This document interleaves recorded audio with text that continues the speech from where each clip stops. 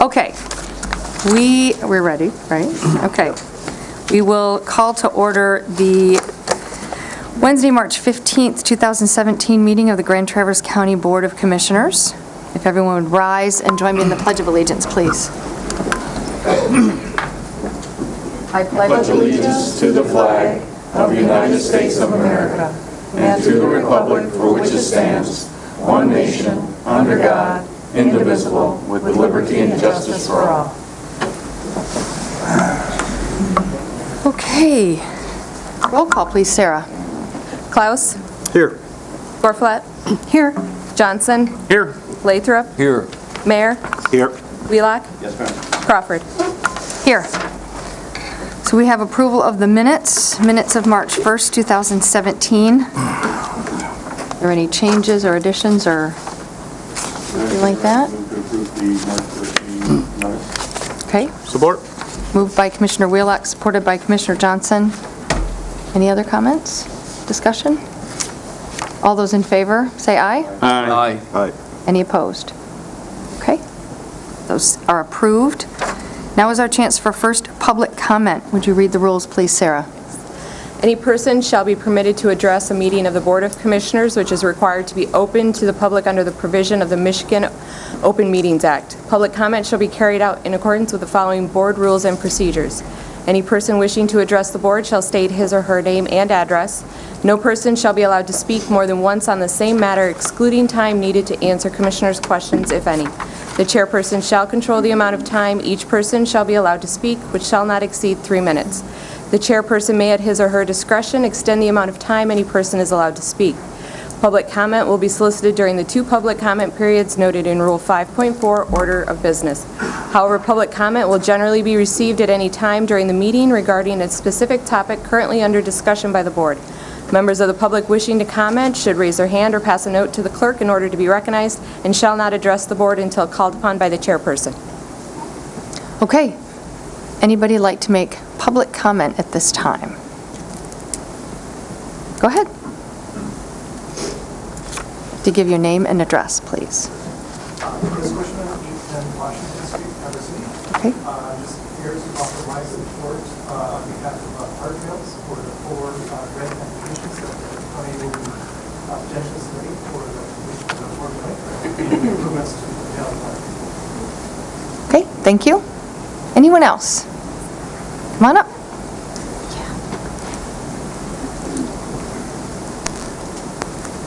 Heather Stick with the Watershed Center, Grand Traverse Bay, 1372 Southwest Bayshore Drive. I'm here to express support for the area-wide stormwater management plan outlined in the Brownfield plan for the Park Place redevelopment area. The Watershed Center advocates for clean water in Grand Traverse Bay and works to protect and preserve its watershed. We've been following the proposed Brownfield plan for the Park Place redevelopment as it pertains to the management of their stormwater. This proposed plan's public infrastructure component includes a $250,000 for an area-wide stormwater management plan for downtown Traverse City. An area-wide stormwater management plan for downtown offers potential to provide guidance for the implementation of appropriate best management practices to reduce and stormwater pollutants from entering the bay. The Watershed Center believes this plan should be developed by a stormwater engineer and that the planning process should include a team of key stakeholders, including developers, water quality specialists, city and county staff, businesses, the downtown development authority, as well as the public. The plan should provide recommended stormwater best management practices based on conditions identified within the plan boundaries, including information on key low impact development features, the magnitude of pollution reduction, design considerations and specifications, construction costs, operational and maintenance considerations, and financing agreements, along with specific best management practices. Implementation plan should be developed to provide the necessary guidance to enact, administer, and execute this plan. We fully support an area-wide stormwater management plan for downtown as outlined in the Brownfield plan for the Park Place redevelopment. If done correctly, expectations for stormwater management in the downtown area will be laid out in a clear and concise manner. The Watershed Center looks forward to the opportunity to partner with the county, the city, and the Brownfield Redevelopment Authority during the development of this area area-wide stormwater management plan. Thank you. Anybody else?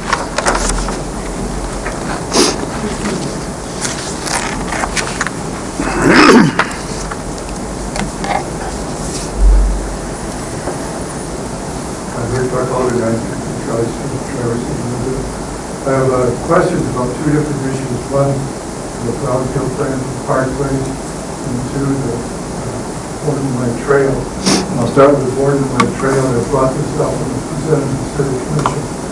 The east side of the Borden Mine Trail costs about $2.2 million. It's 2 miles long.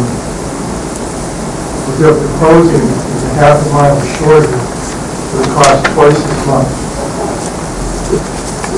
So I asked the obvious question, why when the half a mile shorter it cost twice as much? And I got no answer. Even though I'm an avid cyclist, I'm in favor of the trail, and something stinks in this, and I hope some of you, before you approve the grant application, demand an answer for it.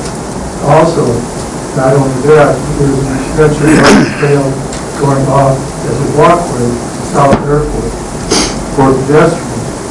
I have a question, what pedestrians are you talking about, and why is this here? So, that's a lot of money. That's actually a couple $1 million with zero explanation from the City Commission. Now, about the brownfield plan, I'm all in favor of what they're trying to do. I'm interested in the brownfield money. One of the reasons why it's eligible is it's historic. Well, the 10-story building is historical. The work's being done on the dome, which is not. The dome, the annex, and the pool were all built around 1963, I think it was together. So I don't know if the eligible activities apply to something that is not historical, even though I'm technically in favor of the project. Secondly, as far as the asbestos abatement, what I'd like to see in these is, there's $1 per square foot for removal of this. If I read the environmental engineering studies correctly, the abatement of asbestos in the dome is for the skim coat of plaster, which I assume would be the vertical walls that the dome is set on. And I have a hard time understanding why 3/16 of an inch of plaster removal would cost over $300,000. Somebody's got an explanation for me, but from what I understand, that's usually bid out by a remediation company per square foot basis. And lastly, for the infrastructure projects, there's two. One is the water main on Washington Street, and one is the redoing of Park Street. And the requirements of the brownfield plan say that any tax money that's captured has to directly relate to, in a beneficial way, the property where the taxes are being captured. Park Street stops at the north side of State Street. So it does not directly affect the Park Place. And then the water main and back does not connect to the Park Place, even though there's a fire hydrant, which the fire department said they'd like to have access to more water if there's a fire. Thank you. Thank you. Anybody else? No? Nobody? Okay. We will close first public comment and move on to the approval of the agenda. Does any board members have a change? I believe Bob does. Yeah, I'm going to pull something from the consent calendar, but I would like to move it ahead of the special orders of business, just so they're not here for the whole, all these other presentations. Okay. Anybody else have any changes?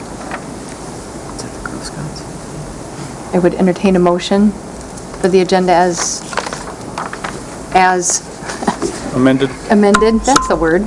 Couldn't Yes. come to me. Pulling out, is he going to? He's not, well, I can tell you now if you want. Yeah. Yeah, it's the Girl Scouts. The Girl It is B5 Where do you want it? proclamation. I we'll put wonder, it right before special orders of Yep. business, so they don't have to be through all the public hearings and all that. They're little ones. Okay? So,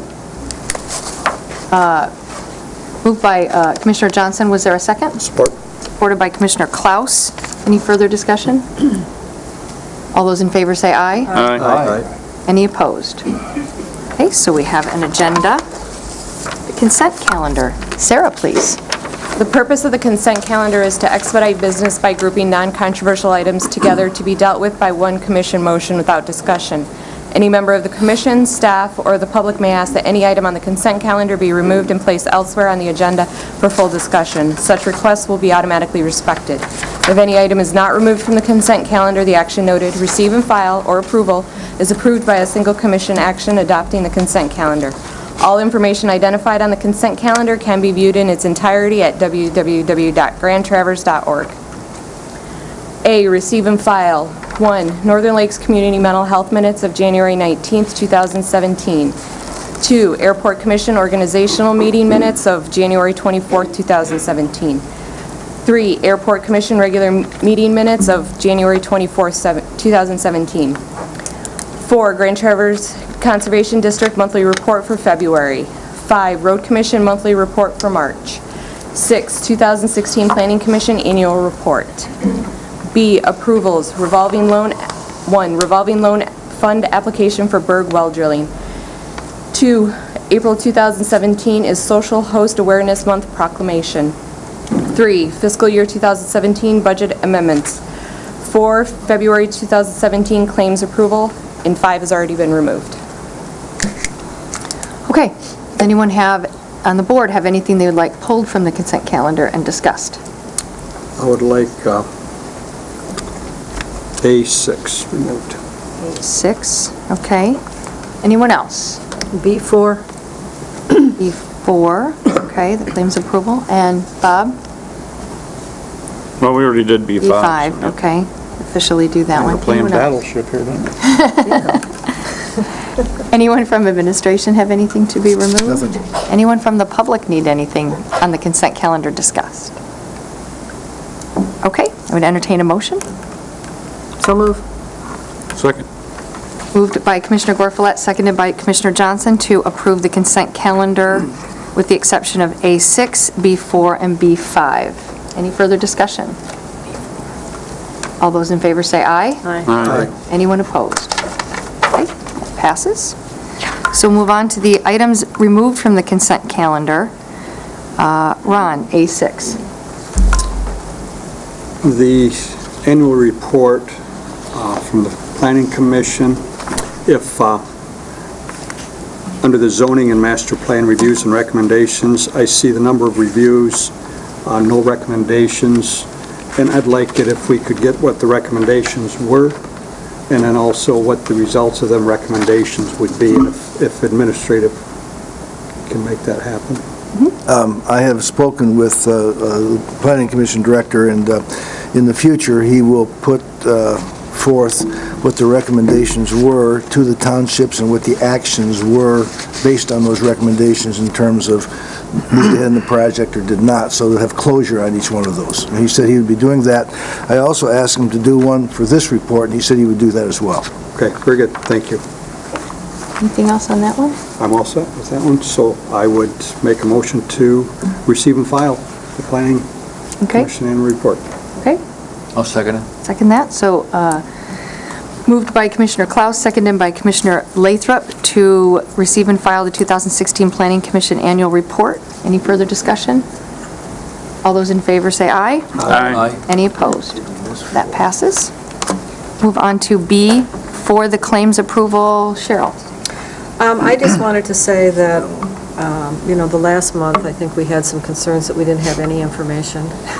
This month, we had way too much information, so I think we've seen the ranges, okay? So perhaps we can go somewhere between the 80-cent checks and, I don't know if we need to put a dollar amount or something, but, I really don't need to see 14 single-space pages of, and I would be interested in what others have to say on that, but... Well, I was surprised to see all the detail, so, because it does go right down to $1 or something. I think maybe it was Sunny who had originally asked, so what do you think? We would appreciate direction. Jody Yes. called me this morning, and I said, to me, when we're spending, I don't even know what the number was, $3.2 million or something this month, I want something besides just telling me we spent $3.2 million. whether I needed to be down to the checks that are in single digits or not, I don't know if I need that detail, but at least I need to know about key items that are being budgeted out. And for me, I read spreadsheets, I don't necessarily read the line-by-line thing. So once I got down to items less than, a couple $1,000s, I quit reading the line items.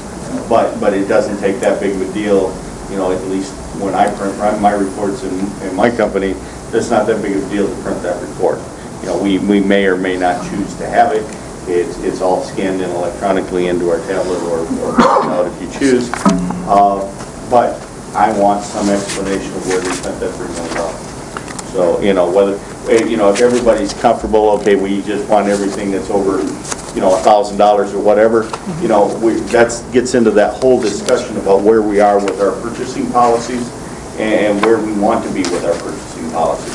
In my mind, anything that's, if we determine that we want to know everything that is being spent more than $1,000, then that's what we get. We don't get all the rest. But at the same time, I think it's all part of that discussion about purchasing policy that we talked about we need to do. Okay, does Jody have a comment on that at all? Oh, absolutely. Thank you so much. We appreciate the direction from the board, and that's one of the considerations. This is actually summarized. So this is summarized by vendor. So if we had, for instance, written multiple checks to Office Depot throughout the month, we summarize that so Office Depot appears as one line item. But we can then, for instance, if the direction were that you wanted to see the detail for all vendors that had disbursements in a month over $1,000, that would have eliminated 14 pages of the report, I believe it was. I'd be comfortable with that. So, Okay, Yeah, I don't know, like I said, I don't know that we need every single one. But, when we're talking about spending significant amount of taxpayer money, I believe the commissioners should be informed as to where that money is being spent. Tom? And the public should be informed. Okay, Tom? Well, one that was pointed out to me by one of the residents in the county is Sharon Plumbing and Heating. And I guess we used to have two full-time employees. The second one left at the end of 2016. So when we had to have repairs on heating and cooling in our buildings, that we had employees that did the repairs. We had our own employees, and now we're going to Sharon Plumbing and Heating to get that work done. So I don't know what the plan is to replace those employees, but I think it was two full-time employees that didn't get replaced. And whether this is the appropriate time or not, you can tell me, but Paula Segala for $5,370, because we've made some changes in our personnel here. We now are looking at someone that's working in that department, the department that she was helping us with. And I'd like to put on the agenda for the next meeting that we give Paula Segala LLC notice, discuss it on the next agenda, notice that we would cut her contract to give her the notice that her contract provides, which might be 7 days.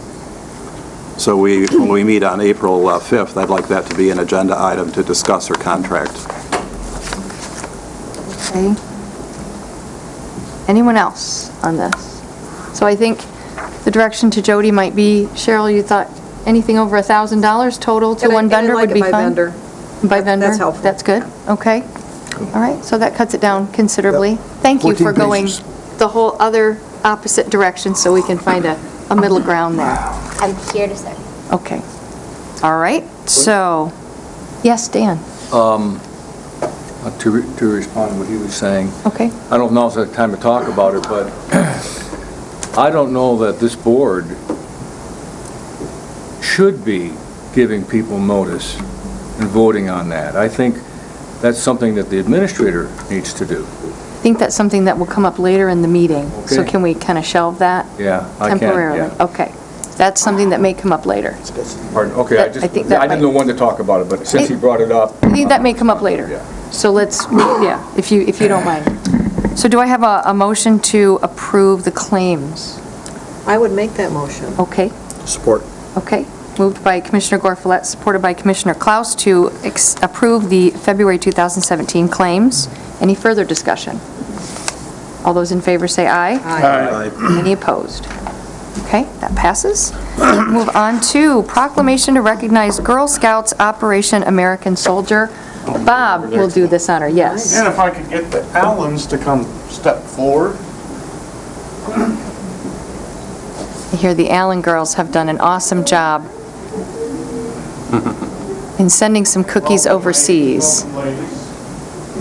We've got a proclamation, something I've kind of got involved with that really touched my heart is what the Allen girls have done as far as helping our troops overseas. You know, veterans are kind of near and dear to my heart, and they have done a wonderful job over the last 10 years of selling cookies and then making sure that all the cookies got shipped to Michigan troops overseas. So it's quite the impressive effort, and I think now you're topping 11,000 boxes, so, you know, which is quite the feat. So, proclamation to recognize Girl Scouts of America, 100 years of cookie sales in Operation American Soldier. You don't look 100 years old. Whereas, since 1917, someone, somewhere, has been selling cookies to help make our world a little better place. These individuals are the Girl Scouts of America. Whereas, whether your favorites are Thin Mints, Tagalongs, or Do-si-dos, everyone looks forward to the time of year when cookie sales come to our area, helping Girl Scouts earn money for fun, educational activities, and community projects. And whereas a huge undertaking in our community, which has continued to grow over the past 10 years, is the Operation American Soldier program, started by Troop 10037 in Traverse City by Meredith and Amanda Allen. And whereas, although other troops are involved in similar feats, the sheer volume of the donations, which already tops 11,000 boxes, is what's so special about this local program. And whereas, in previous years, the cookies have been received by troops stationed in Afghanistan, Iraq, and Kuwait, to name a few. And whereas the girls, go-getters, innovators, risk-takers, and leaders also get assistance from local veterans groups who get involved in the annual packing party and assist with the postage. And whereas we are impressed with the investment of time and energy put into this project over the years that was initiated by one of your younger citizens, as it has had a huge impact on so many, which often sends letters of thanks. Now, therefore, be it proclaimed by this Board of Commissioners that Grand Traverse County recognizes the efforts of Amanda and Meredith Allen to provide Girl Scout cookies as a tasty reminder of our appreciation at home for our troops stationed overseas. Signed, Carol Crawford, Chairman of the Board of Commissioners, Grand Traverse County. So thank you, ladies, very much.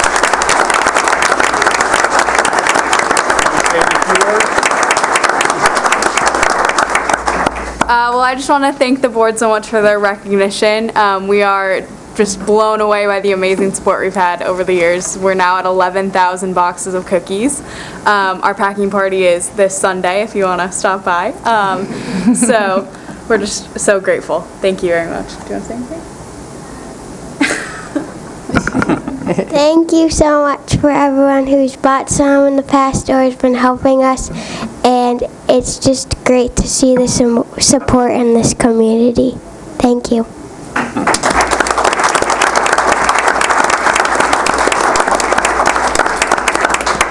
So that being completed, and they have my signed proclamation, we probably ought to approve it.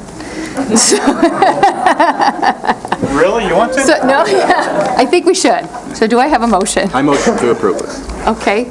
Second. Go ahead. All over. Moved by Commissioner Mayer, supported by Commissioner Wheelock, to approve the proclamation to recognize Girl Scouts Operation American Soldier. Any further discussion? The Yes. packing party is at our American Legion post at 1 o'clock Sunday. Okay. Get there or quick or it'll be done, so. Okay. All those in favor say aye. Aye. Any opposed? Motion passes. Thank you very much. Thank you, ladies, and Mr. Allen. Okay, we're going to move on to special orders of business. We are going to have a public hearing for the 4 grant applications for the Boardman Lake Trail Loop. Is that Jean? Yes. officially open the public hearing at a particular time? Is that how we do that? I haven't had a public hearing yet. It's just, okay, all right. Okay. Good evening. My name is Jean Dorenzi. I'm the Director of the Community Development Department. And the application today is in support of what has been done so far. In the spring of 2016, we received a $75,000 coastal zone management grant to look at the schematic design and to develop the schematic design for the Boardman Lake Loop.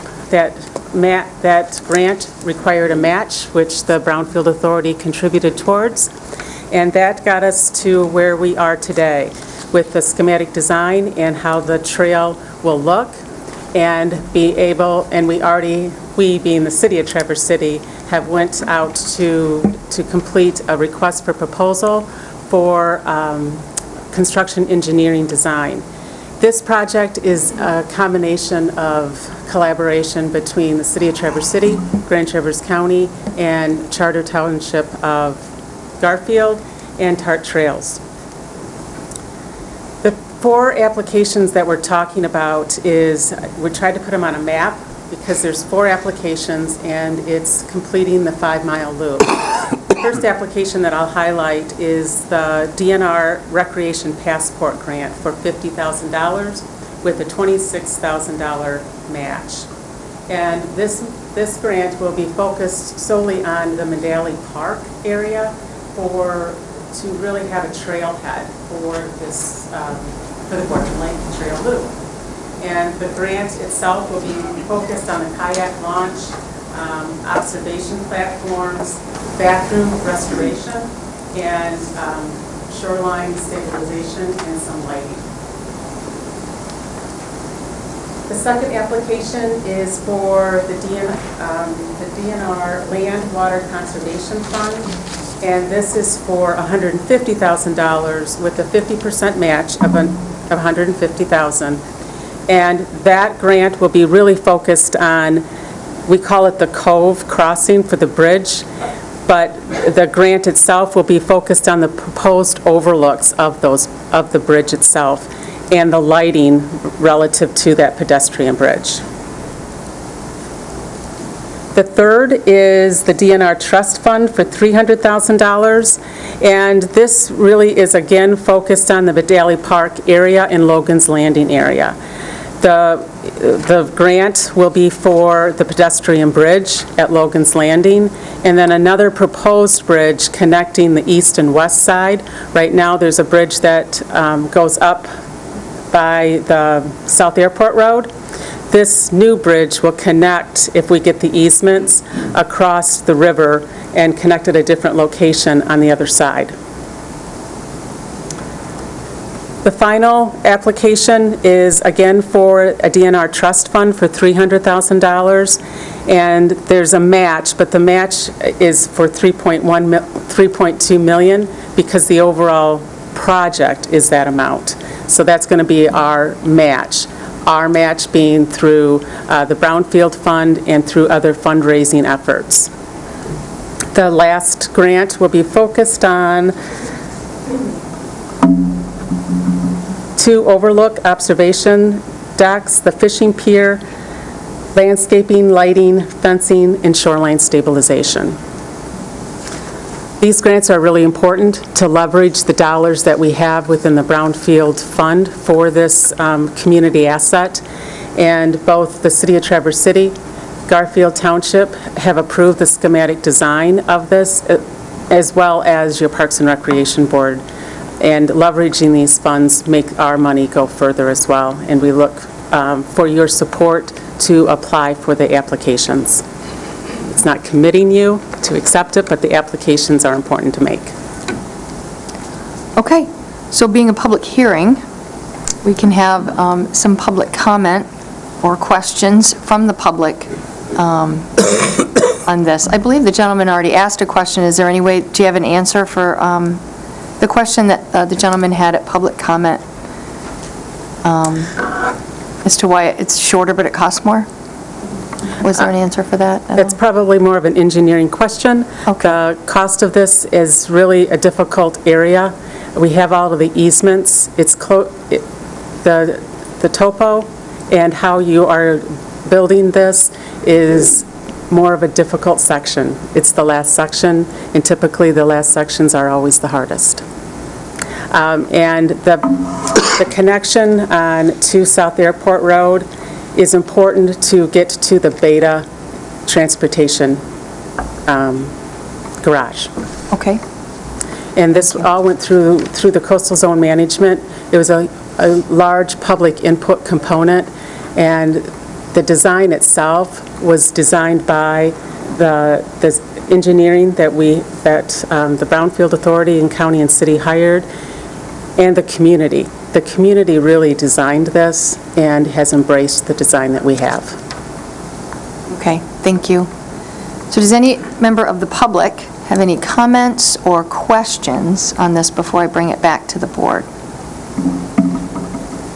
Anybody? Oh, Mr. Colburn? Good evening, Honorable Commissioners. Marty Colburn, City Manager, City of Traverse City, 400 Boardman.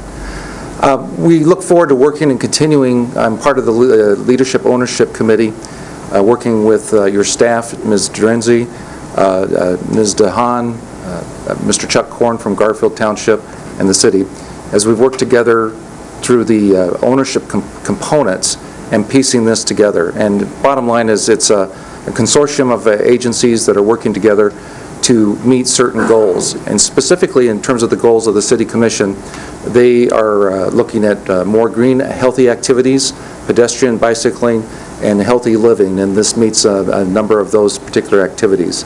We're very excited as it continues to go forward and come together, and this is a critical component of trying to fill some of the gap funding with these different grants, and we're hopeful that the state and the one that's federal will fill that gap. So we look forward to continuing to press on and create a healthy place-making community. Thank you. Thank you. Anybody else? Okay. Good evening. I'm Marcia Smith, Executive Director of Rotary Charities of Traverse City. I wanted to speak in support of these applications. I think it's really important as we think about public-private partnerships for the good of our community and creating community benefit for recreation that can also be economic development drivers that we think about this. There will certainly be private philanthropy involved in this process, but private philanthropy alone can't do it. So this is a wonderful opportunity to bring in state and federal resources, leverage it with private philanthropy to create something really significant for our community. So I encourage you to come. Thank you. Oh, we can see about the microphone.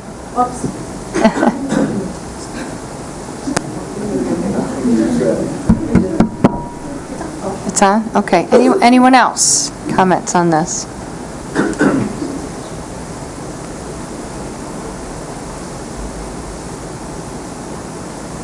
Rick Buckholder, 932 Kelly Street. I'm a Traverse City resident. I didn't hear an answer to my question about why it costs twice as much as the east side of the lake trail. She gave an answer, but it was so non-specific, I have no idea what it meant.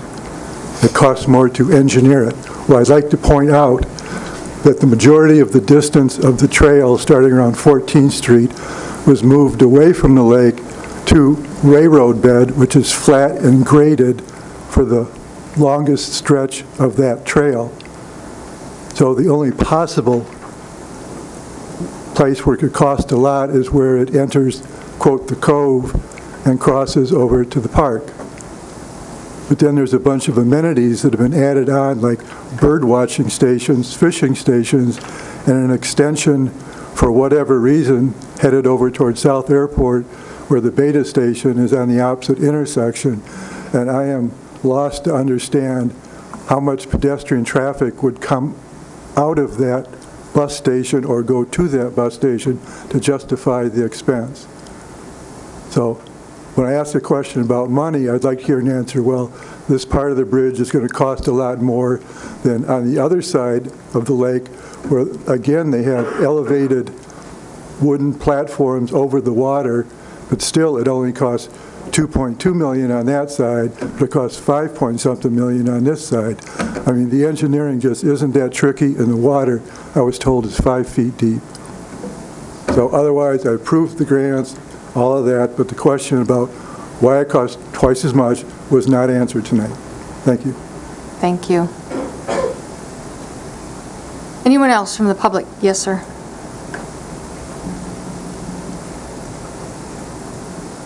Again, my name is Chris Cushman with Tart Trails, and again, Tart Trails would like to offer our support for these grant applications. And I can just briefly touch on why this trail is so expensive. It is a lot like road building. A section of road is not apples to apples. One section of road is not equivalent to another. This is not flat area like the east side.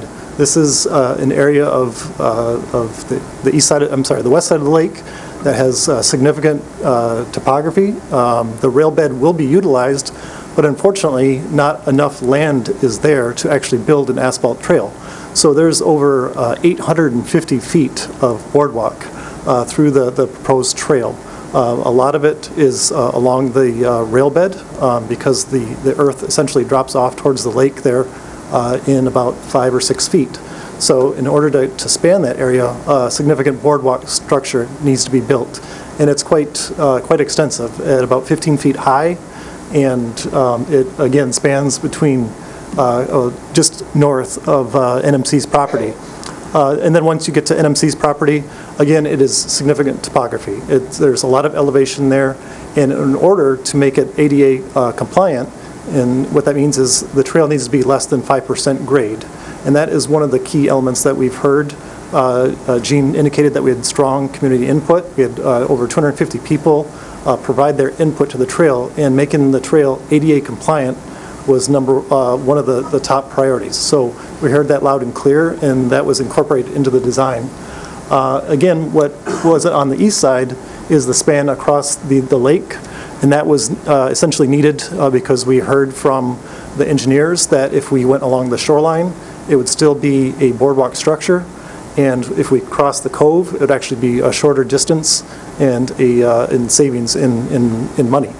And also, it preserved the shoreline. We heard loud and clear that's a popular birding viewing area. This alternative that you see on the screen preserves that shoreline. And then lastly, there's a bridge to span Boardman River. None of the other trails had a bridge span, so that also adds significant cost to the trail plan. It had formerly used a bridge at Logan's Landing, which is not public, but the private landowner granted access to that. And unfortunately, it is not ADA compliant. There's not adequate access. So that's just a brief summary of why the trail is so expensive. In addition to that, there's a significant set-aside for maintenance. That was another item that we'd heard, that maintaining the trail is quite an undertaking. So there's a significant amount that is dedicated for the future maintenance and preserve the longevity of the trail. So again, just offer just kind of a brief glimpse why that trail costs the way it does. Thank you. It's actually good information. Wow, very informative. Anybody else from the public have any comments or questions? So I bring it back to the board. Does any member of the board have anything? Tom? Yeah, Chris? I might have a couple questions if you want to go back up to the podium. Yeah. So you're the expert on the Tart Trail. So last summer, my wife and I, we were walking from Clinch Park to the Holiday Inn, and some of these bicycle rental companies now are actually sending people along that sidewalk as their path, and it's not wide enough. And the reason I bring it up is because my wife uses a wheelchair, and one group of bicyclists basically tried to force us off into the grass. And when I spoke to them, they said some things that I wouldn't repeat. Basically, they were on a bike path, was their feeling, and that we were in their way. So I don't know what the standards are, but I surely don't want to experience that again. And my wife doesn't. She's not here right now, but you know, she'll be looking at the meeting later after it's on video.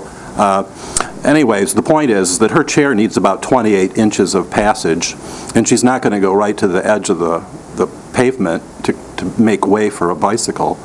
I'd also been told last year, when these bicycles, there are so many more bicycles now, and I ride 12 months out of the year, so I'm a bicyclist too.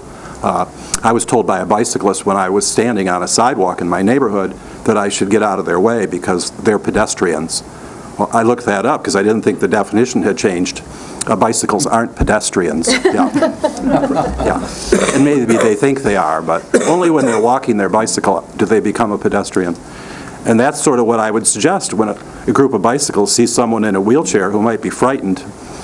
It might be a good idea to slow down or get off your bicycle and walk it. But now I'm a little afraid to say that to a bicyclist because I get challenged. Yeah, and it's not pretty. People don't say nice things. Yeah. Well, so I don't know what the standard's going to be, but I think that sidewalk down by Clinch Park, if we're going to repeat incidents, that is too narrow to be a bike path. So wherever you have a TART trail that's too narrow for wheelchairs and pedestrians and bicycles to use it together, I don't think the ADA stuff really matters because people are going to be afraid to use it. Once they get a bad experience, they're going to be afraid because they don't want to get struck. Sure. No. And my apologies that happened. All those items were heard, and we were working hard not to repeat a similar trail like what you're explaining down by Boardman River, at the mouth of Boardman River. And some of the items, how that's incorporated into the design, are those fins. Those fins aren't just just kind of add-ons for add-on's sake. Those are actually features where people are anticipated to stop and take in, the view, potential, maybe possibly fishing, the birding. But it's items like what you're describing, where people stop along the trail, and then you also have through traffic. Well, those fins are an opportunity for people to get off on an overlook section, stop, and basically take in the scenery, enjoy the moment, but also allow people to have through traffic. So we're trying to build on what we've learned in other sections of the trail, improve on that, and that takes more effort and more money. But we're listening to what we've heard all along the way, incorporating that into design, and also trying to have design standards where turn radiuses are wider. The trail is wider. It's 10 feet wide, so it can accommodate more people passing without potential conflict. So yes, we're listening and trying to. What's the name of the park where the canoe rental's going to be, the kayak rental? Medalli Park, okay. Yeah, down there where there may be more pedestrians coming and going from their cars and, possibly with disabilities. It'd be nice if the bike paths and the sidewalks were separate and that there was some signage to tell bicyclists not to be on the sidewalk, because the sidewalk doesn't have to be as wide as the bike path, but a bike path shouldn't be on a narrow sidewalk. Correct. So, yeah. We're striving for all the multi-use trail to be 10 feet wide. And in the boardwalk sections, they'll be 12 feet wide. So maybe separately from this discussion tonight, if you could look over your TART trail system and take a look at some of the narrow passages and then get back with me about how you could solve that problem, because I don't think some of those sidewalks should be bike paths. Sure. Well, just for your information, we do have a trail improvement project plan or priority list, and the area that you are mentioning down by the Boardman River mouth is in the top 3 on that priority list. So. Yeah, well, my wife's not going to like that answer because that's like 2 or 3 years from now, maybe. You might also tell the bike rental places to not send people 20 at a time down a narrow sidewalk, and because it sounds like they've been given the authority when they rented the bike to do whatever they please. Yeah. Well, certainly we do have an ongoing education going. Well, I think the point is we can design, we can engineer, we can construct anything we want, but if people aren't courteous when they use it, we're going to have these issues. They call that road rage on the traffic that I run up and down. I agree. Anybody else? We'll have an opportunity to vote on this a little later in the agenda. Anybody else? Okay, so we will close the public hearing for the grant applications and open the public hearing on the Park Place redevelopment area, the Brownfield plan. So we'll bring Jean back.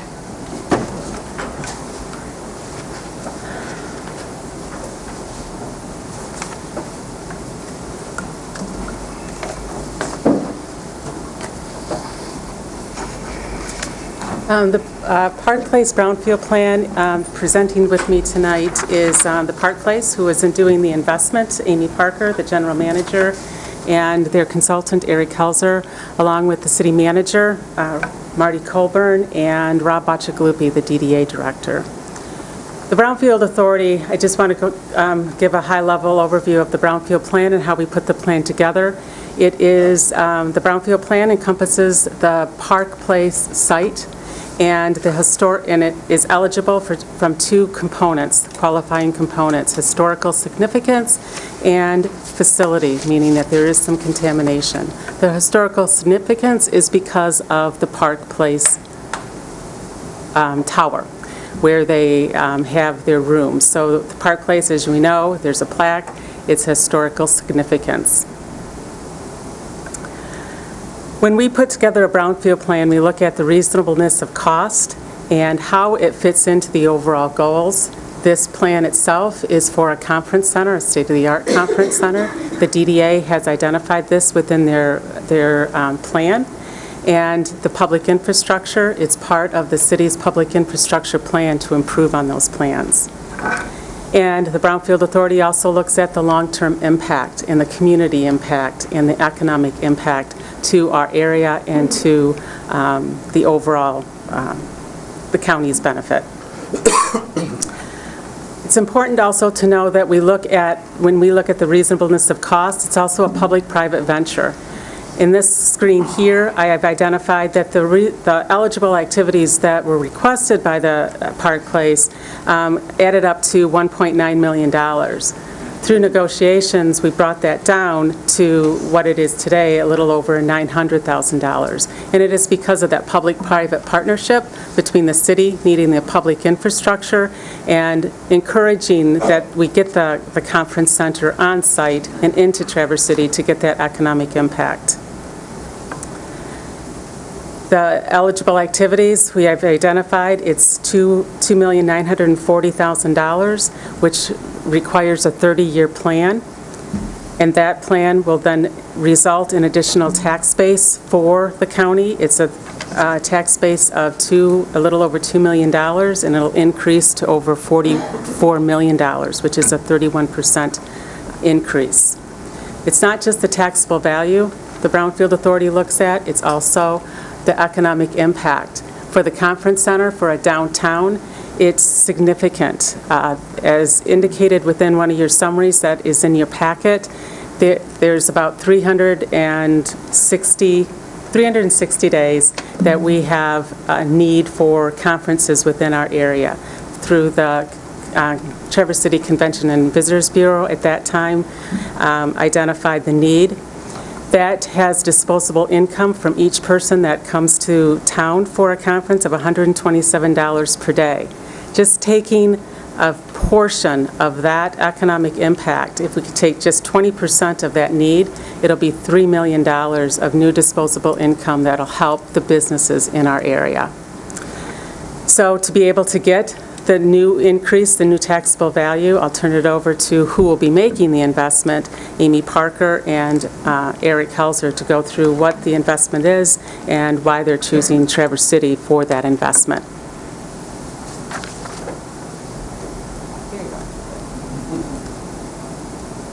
Good evening. My name is Eric Helzer with Advanced Redevelopment Solutions, and I do want to apologize for the Park Place owners. Their flight was canceled due to all the weather events, and so we were notified this afternoon that they couldn't get a flight out, and they were trying frantically to do that. They would have arrived here, but it would have been after 8 o'clock, so I don't think they would have quite the point. But we did have the CFO and CEO of Regency Midwest Ventures. They are the entity that is making the investment into the Park Place Hotel. And I'd like to go over a little bit of the project itself before we talk about some of the community benefits for the area. The investment specifically that we're targeting here that's in that brownfield plan before you is $4.73 million. That $4.73 million does make up and include the $1.9 million that we've identified of eligible costs, of which only $900,000 approximately is in the plan. There's an additional $2 million that the Park Place is putting into the project as a whole, but it's not specifically related to the conference center and pool building. This is to the tower, the historic tower itself. So I don't want that to be forgotten. We did not want to confuse the issue and confuse the brownfield plan because that's not specifically a target related to the tower itself, but there isn't an added $2 million. Jobs is very important. Park Place retains a tremendous number of employees, between 90 and 120 employees seasonally. Obviously, we have our shoulder seasons that are outside the key travel seasons that will throttle down a little bit. But we're going to hopefully compensate for that with the new investment in the new conference center and address those shoulder seasons so we can kind of stabilize our employment base. And then there's going to be additional 15 to 20 new employees as a result of this conference center being created. So what are we doing? So everybody knows the two structures. Here's a shot of those two structures. These are the pieces of the buildings that are going to be coming down. And what will be replacing it are the areas here. I'm going to try to highlight these. Yep, there we go. So this is the conference center location itself. There's going to be an outdoor new entrance here, a real welcoming area for people to walk up. There's going to be outdoor seating and so forth. And then back here is the new pool and health club building. To give you a frame of reference, the new conference center itself will completely replace the old dome. So you do not see that in a shadow behind the picture. But if you look at where the pool building is, you can see the outline of the shadow of where the current, what I'll call mini dome, mini pool dome is located. And that is going to be shifted over to the back and a little bit further to the right. There's about a 12,900 square foot facility here. As far as square footage, we're only adding a very little bit amount of square footage, but its efficiency and design is far superior and adds tremendously to the number of attendees that we can pack into a conference center. Give you a couple shots of what's going on here. This is a view of the north elevation, State Street behind. This is looking to the southwest or northeast corner. This is a shot of the pool building, looking due to the east, and this would be the west elevation. So to give you an idea what the layout of this new building is going to look like, what is shown here are tables and chairs. In a tables and chairs situation, we have about 500 people that would be able to sit in this room comfortably. If we remove all those tables and chairs and we have standing people, we have nearly 1,200 people that could be put into a standing convention situation with just chairs. And then in a standing only, and just to correct myself, that was with chairs, about 1,200, just shy of 1,200. Standing only is 1,600. And so this is going to have tremendous capacity. Even though we don't feel that we're going to be drawing those kinds of conferences, that's not the target audience here. It will be more of the seated venue, around 1,200 down, but majority of those conferences will house probably around that 350 to 500 venue. That kind of sweet spot that the Visitor and Conventions Bureau has identified that we are missing in this market currently, and we're going to capture that here. Additionally, we're going to have this little amphitheater type style seating. It's kind of like UN style seating, and that's located in this area. Comfortable chairs, much like what you have here that you're sitting in today, elevated so that a speaker can work the room very effectively. That room will have all the latest technology and plugins and be able to capture a more technical audience and where you really want to command an audience and give a very good presentation. There's one added small meeting room of about 80 people, and then the other 9 meeting rooms that you're all familiar with throughout the facility and under the facility in the basement, those are also there as well, and those are going to remain, just to be clear.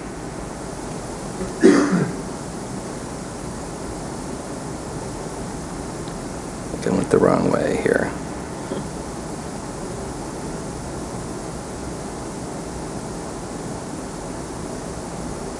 Something happened, Gene. Let me see here.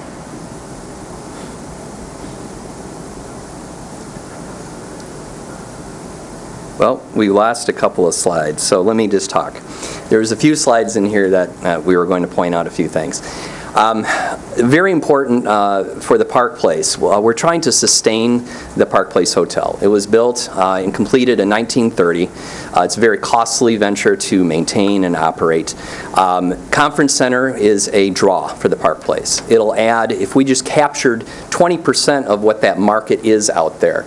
We can bring in another 60 to 70% increase in conferences. That unfortunately does not equate to a lot of dollars to the Park Place Hotel. The profit margin on conferences, food and beverage are very thin. What it does do is make sure that those rooms are full, especially in those shoulder seasons. The other benefit that a conference center has to a downtown, which is very important, is there were some studies that were done recently for conference centers in cities across the U.S. Millennials are one of the highest traveled conference attending goers that are out there today. And they look for destinations that are walkable, that have amenities. They don't want to be going somewhere far outside of the city, traveling to the city to go where they want to go, where they want to shop, where they want to eat. So by having a conference center of this caliber, we're going to be able to attract those types of visitors to downtown. The synergy that's created with a conference center and the merchants that downtown. Gene had mentioned if we only grabbed 20% of what we call the loose spend or the average spend, that dollar that's out there that a typical conference goer would spend in a downtown. That's on food and beverage, shopping, and so forth. It's about $127 a day. That amounts to about $3 million. But it actually can be a lot larger to that. It generates more jobs, generates more synergy. And then this is an attraction that brings in not only new visitors from around the state, but around the country. Regency Midwest Ventures, if you do a little research on Regency themselves and look at their conference centers, they are in four-season destination communities. Traverse City is a four-season destination community. This is their only property in Michigan. This is a very important property to Regency in Michigan. And they plan on making this another destination facility for them. So now you've got people coming in from across the country that want to come to northern Michigan. They want to come to Traverse City region. And so this is a very important way for that attraction to occur, and the more people that are exposed, the greater opportunity that we'll have. So this is we're really excited about this business venture and this opportunity that's coming here to downtown Traverse City. We feel that the synergies and the investment that Regency is going to be making into the conference center itself are going to be very welcoming for all of the businesses in the surrounding region. And it's just not downtown Traverse City. When people come to this region, they come not just for the city, they come for the other amenities and the nature that we have here and the ability to travel outside and around the county. So with that, I'd like to turn it over to Rob and to Marty.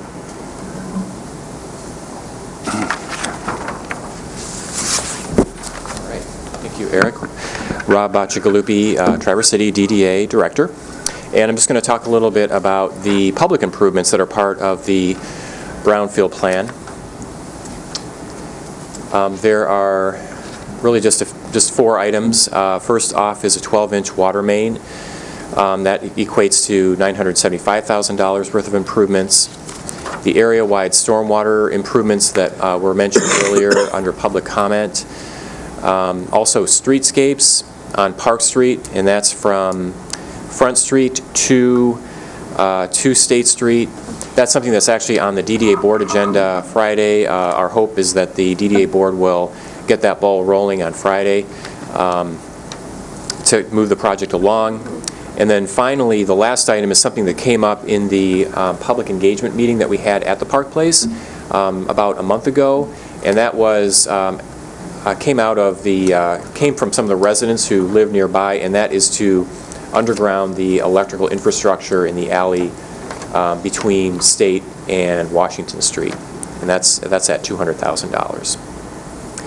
So talking a little bit about the water main, it's a 12-inch water main, and really this is an area-wide benefit. We want to increase the capacity for water in the area, but it does serve the Park Place. It actually goes on both sides. If you can see this map, it goes on both sides of the Park Place property on Washington and also on State Street. So that is the extent of the water main improvements. Mentioned the underground electrical, and again, it's in the alley that sits between State and between Washington Street from the Park Place over to Boardman. That's something that Light and Power would do and then eventually be reimbursed through the Brownfield Plan. and that's at $200,000. So, there's been a lot of talk about brownfield incentives and, why in the downtown? Why are they so focused on the downtown? And I'll talk about that in just a second. Mainly, it's to provide, to foster the kind of development that produces the highest level of kind of bang for your buck as, for taxing entities. The state has recognized that the value of downtown development and urban development is so much greater for taxing entities. So that's why the state has designed these programs to focus in on downtowns. Obviously, to some degree, that does impact and save farmland and encourage land preservation. I will go right into these great graphics. Last year we had, through actually a partnership with the county and the city and the DDA and the Traverse Association of Realtors, we had a nationally known consultant come in. His name is Joe Minicozy, and he works for Urban 3, and he visualized the value of all the properties in terms of value throughout the county, and you can see, hopefully, in this visualization how downtown is a huge spike, and how that area of the county generates so much more tax value. This is a close-up, closer into downtown, kind of focusing actually in on the city. But again, you can see how there's this large purple spike downtown where the values are so much higher. And this gets realized, I think, most of you know that actually 2 years ago, the TIF 2 plan expired, taking away the tax capture in the Old Town area, and that district is now generating 50 times the tax revenue per acre as the county as a whole. So it's generating a humongous, tremendous amount of value for the county, for the road commission, for the library, for all the other taxing entities, that work within the county. So that's the kind of return on investment that this kind of project can produce. I don't know if Marty ran through that, but I know Marty wants to say a few things. Thank you. Marty Colburn, City Manager, City of Traverse City. Thank you. This is an exciting project. We're really looking at one of the icon buildings in the county. It's been there working towards a century, and now we're looking at them investing into this for going well into the next century. So I'm excited about it, not just because of the investment, but what it provides in terms of potential jobs, more investment, more activities into our community, meaning people will come here to enhance, not only enrich their lives, but will enhance and enrich our business community and our employees and our people. So I look at it as strengthening our business community as a whole. The public investment, I'm going to step back a little bit. This is a public process, and it started about a year and a half ago in terms of the steps that the owners took, communicating with the county and taking a look at what are we capable of doing and handling, not in terms of just sizing their facilities, but in terms of how it works within our community. So this has been vetted now through, this is the fourth agency. It started off with the county brownfield and the brownfield plan, and it worked and fit within that. Then to the Downtown Development Authority, which has been approved and vetted by them. It then goes to the commissioners, the city commissioners, which has been discussed, reviewed, and vetted by them and approved, and now comes to you for the final signal. And it comes down to, in terms of these types of programs, is this a benefit to the community? Well, the state has recognized, and not just this state, but other states, that these programs are important, whether it's to rid of contamination, to help with historical buildings, in terms of investment of public infrastructure to strengthen core communities, which the City of Traverse City is designated by the state of Michigan. Why are we a core community? Because there is that extra value that comes to this community that is placed, and the responsibilities that are placed on this community through the city and through you. And I'll use an analogy in terms of why some of these extra programs are there, because it's often misunderstood, thinking it's just a giveaway. Absolutely not. There is an opportunity as we go out and we do our walk. We put on our shoes and we walk. And I'll use this as an analogy such as we go to work, we go to shop. We put wear and tear every day on that set of shoes. We might even switch off our shoes. But the difference of this court community than many communities throughout the state is that when you put your shoes away, somebody else steps into them and walks. And when those shoes are put away, somebody else steps into them. Meaning we have people coming in not only from the region, but from all over the state, all over the nation, and candidly, even internationally, that come and walk in our shoes. And they utilize this infrastructure day in and day out. You can't try to poise that into a study for utilities that pays out typically 3 to 5 years in terms of a utility study, and that's how you typically look at when you're pricing your water or your sanitary. You typically don't shoot that out 30 or 50 years because nobody could afford those rates if they were to pay for them. So I'll equate this to the shoes, that we're wearing out our shoes much quicker here than we would in many other communities because we have so many guests. We have so many people that come and utilize these services. In terms of the particular 4 projects, the streetscape is going to particularly enhance the immediate area. The water line is not only going to benefit that property, but we already know that there are other properties that have come in, such as the Washington Street Place, just 1 block away, and others that are already looking into the community. Some of our infrastructure here goes as much as 100 years old. When you built it 100 years ago, it was 4-inch lines and 6-inch lines. We now need to build the 12-inch lines. That doesn't happen overnight. It's a significant investment. And that was the intent of these types of tools. They're necessary for this type of activity. I did actually love the fact that it demonstrates a project can be tweaked. For instance, the electrical lines. Admittedly, that was not in the original plan, but it demonstrates that we do listen to the citizens and is an important component of making that not only aesthetically better, but a little safer and a little more user-friendly, particularly when we get a lot of heavy winds that knocks down a lot of these lines. So at this point, the City Commission has approved this and brings it to you for final review and vetting, and we look forward to an affirmative vote tonight on this particular project. Thank you. Okay, so thank you everyone for the presentations. We're going to put it out to the public. If anyone from the public has comments or questions. Right, Mr. Mochin, yes. Hi there, Madam Chair. Thank you. Hi, Commissioners. Thank you. Alex Mochan. I own the Cambria Suites Hotel and the Best Western Comfort Inn as well. But I want to talk to you a little bit about, fortunately, Dave Sweet and the people from Regency could not be here. I just want to vouch for these people. They're good people. If there's something that they're supposed to do or we want them to do, they will do this. I've had the Best Western now 16 summers and very active in Best Western politics and everything. And that the Regency Group has 10, 12 Best Westerns in their system throughout those years, and they're highly regarded nationally with Best Western International. So these are good people. They are salt of the earth people. They will do what they say. So I want to put your guys' mind at ease from a fellow owner who competes with the Park Place.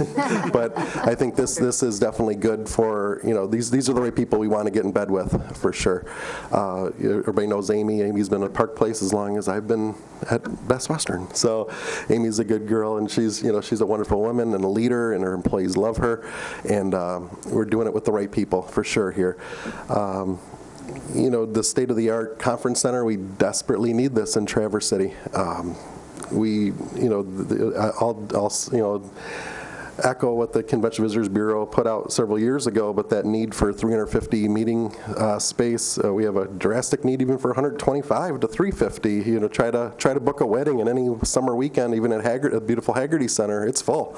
You can't get in anywhere. So we definitely do need this. And being able to have a group to be able to attract a group of 350 or 500 people, if we can get that. And when do conferences happen? They happen when we're a little bit slower. Conferences don't come in July July and August because people don't want to, they're traveling with their families. So the big business conferences come when we're slower, which is great. That keeps our people from going on unemployment. Housekeepers can still work.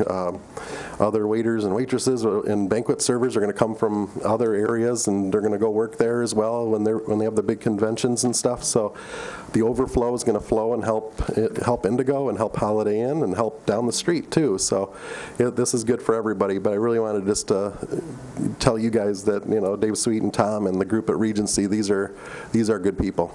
So thank you. Thank you. Anybody else? Yes, sir.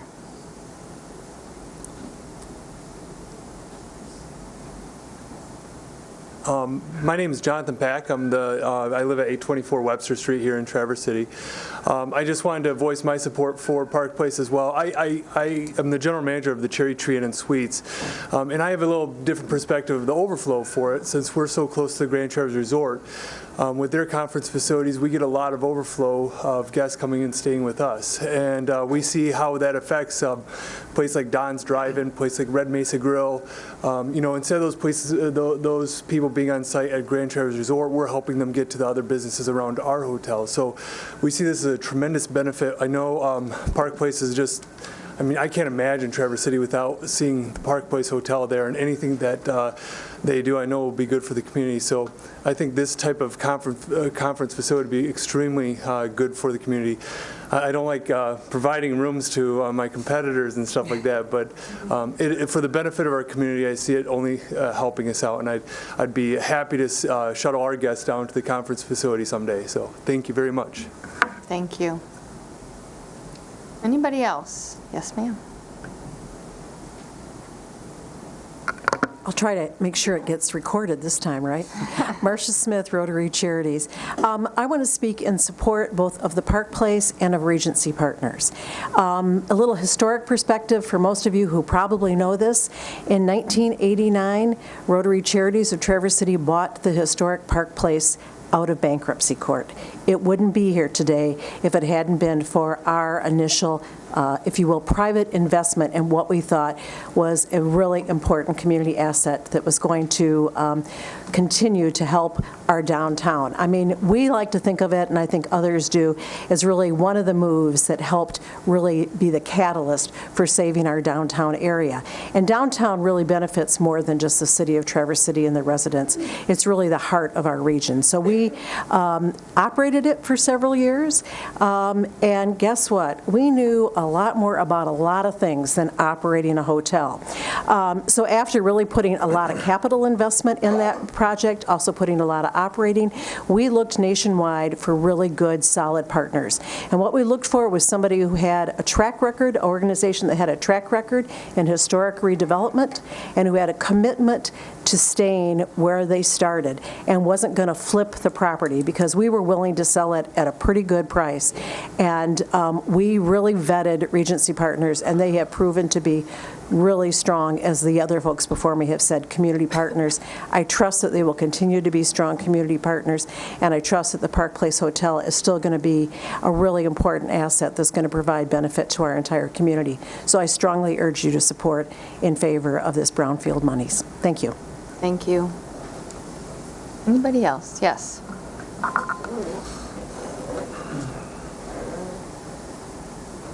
Good evening, I'm Bill Golden, Golden Shoes in downtown, and Marty, all those people walking, I hope they come get shoes. And I'm the current chair of the DDA, and we unanimously approved this. The Park Place is important to Traverse City and downtown, but the whole community also. And our historian Boots Wolf reminded us a couple meetings ago in 1977 in the DDA, they were looking to put a conference center downtown. It was going to be where Blue Cross is now at State and Cass. So a conference center is, we've always needed one for downtown, and with Park Place stepping up, it's great. And they're not looking for the summer. There's the shoulder season. Somebody who employs 11 people, we need that business also, not just in the summer. And so, it's very important. These conventions, when they hear they're coming to Traverse City, it's not just the single person. A lot of times it's the family that's coming to Traverse City, which, they're shopping, they're staying at the hotel, they're going to the restaurant. So really, look forward to an approval of this tonight. Thank you. Thank you. Anybody else? Mr. Hardy. Hi, I'm Scott Hardy. I live at 520 Washington Street. I'm a member of the DDA. I'm also a commercial realtor, and my wife owns a flower shop in downtown Traverse City. So I have a vested stake in this convention center and the flourishing Park Place Hotel. I think Gene and the Brownfield Group have done a remarkable job of investing in infrastructure as well as making sure that the path for this project is on track. And I think this building is the right size, the right scope, the right need, and at the right time for the city of Traverse City as well as the county. As a commercial realtor, I am heavily involved in trying to court national retail chains to the area so that we might fill some of our vacant retail space. And one of the first things they ask about is the investment of the area in growing and how we're going to attract new customers for them. And mentioning this and some of the other developments that we're talking about is a huge boost to the case I'm trying to make to get them to town. So I would encourage you to pass this. I think everybody has done their due diligence. And again, I think the scale is appropriate for my neighborhood. I live right behind this. So I can't see any reason in the world not to go ahead and approve this and move this forward. And I hope it happens soon because we need it. Thanks. Thank you. Mr. Wood. Good evening, Commissioners. Kent Wood, representing the Traverse City Area Chamber of Commerce at 202 East Grandview Parkway. I sent you a letter earlier this month and appreciated some of the feedback and questions that came out of that. I did tonight just want to reiterate the 4 reasons that I shared that we believe this project would be worthy of your support. In that it does assist with the economic growth, especially in our downtown, our greater downtown area. It does help complete a long-standing piece of our downtown master plan, in which our downtown continues to be the region's financial and economic hub. It uses a state program for the benefit of the community's public infrastructure and helps our historic Park Place remain a vibrant centerpiece of our downtown for at least another century, we certainly hope. So those are 4 reasons we believe. I think there are way more than 4 reasons, and hopefully we hope that you will find your reasons for supporting this project tonight. Thank you very much. Thank you. Mr. Tkach. Thank you, Madam Chair. Trevor Tkach, President and CEO of Traverse City Tourism, 101 West Grandview Parkway. Just reiterating all the great things that have been said tonight. It's always refreshing and reassuring when you see competitors coming forward to support an organization that's really proved themselves as a leader here when it comes to tourism. And, I can reflect on the numbers that have been shared. Obviously, a lot of them come from our office. The demand far exceeds the supply that we have right now, and it really does focus on the fact that it's not about increasing our volume in the summertime, but really 365 days a year of business that we can do and provide, and the jobs that can either be turned from part-time into full-time or providing more full-time employment in this town, which we are all grateful for and in need of. So I encourage you, I was just reflecting on a piece of history. In 2002, I had my wedding reception in that dome, and it's a wonderful space, but it's time for something new, and this town deserves it, and so I would encourage you to support this project and look to the future for Traverse City and for Grand Traverse County. Thank you. Thank you. Yes, ma'am. Good evening and thank you. My name is Kelly Jo Bowman. I'm the Director of Sales and Marketing for West Bay Beach Holiday Inn Resort, and we're here today in support of the Park Place. I've heard some of my other peers talk about, we're competitors, but I'm really proud to work in a market where all of our hotel partners work very closely together. We share business. If we can't take it, we help another member of our community keep that business in Traverse City. And so with the Park Place expanding and having this conference center, it's not only going to benefit them, it will benefit the other hotels in the market. It will benefit the jobs in our area as well. I agree with Trevor. We have a lot of part-time hospitality workers in this town that could really use a full-time position.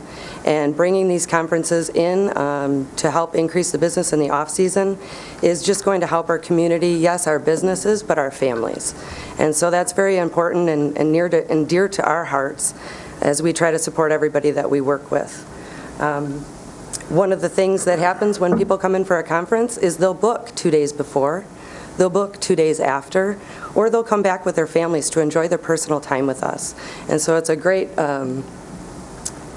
shout out to Traverse City that people want to come here and that the demand exceeds what we can meet right now. So we fully support it, and thank you very much. Thank you. Anybody else from the public? Any comments or questions? Before I bring it back to the board, anybody from the board have any comments or questions? We'll vote on this a little bit later in the meeting, but Ron? Couple questions, couple notes. Okay. Question for you, Rob. The 12-inch water main, is the Park Place hooking up to that? I believe they are. Okay. Yeah, Eric can confirm that. Okay. There will be a temporary solution before that's put in place, so we meet fire suppression, but ultimately that will help us. Okay, all right. Thank you. And I do appreciate the Park Place and the improvements that it will be great for the downtown. My problem I have is with the rest of the Brownfield project.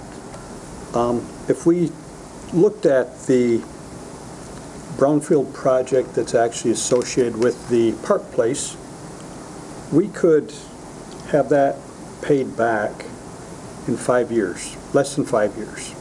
By adding on the rest of the infrastructure, we're going to be going out 30 years with that project. The water main is what I have the biggest problem with.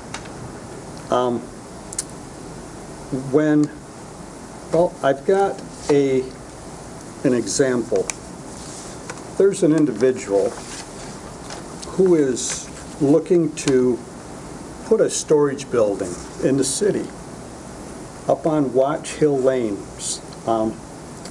And his building does not require fire suppression per building code. The city fire department, per their zoning, requires that there's adequate water in the hydrant to take care of a fire, in case of a fire. So he has the opportunity to either put fire suppression in his building that's not required by building code, only by the city, or he can extend a main 90 feet to increase the water flow to a hydrant. Now, that's his responsibility.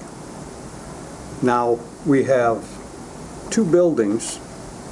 One is the building at Washington Street, and next is going to be the Park Place that is going to be tying into a water main that is insufficient. They should be the ones taking care of that water main. But instead, we're going to have people in Mayfield Township, Grant Township, Fife Lake Township, Peninsula Township, pay for that. Over 30 years, mind you. And along with that, we'll get streetscapes that are going to be obsolete in 25 years. I'm concerned not for what's going on today, but if we keep taxing our future taxpayers, we're going to be in the same place with our infrastructure for the county as where we're at with our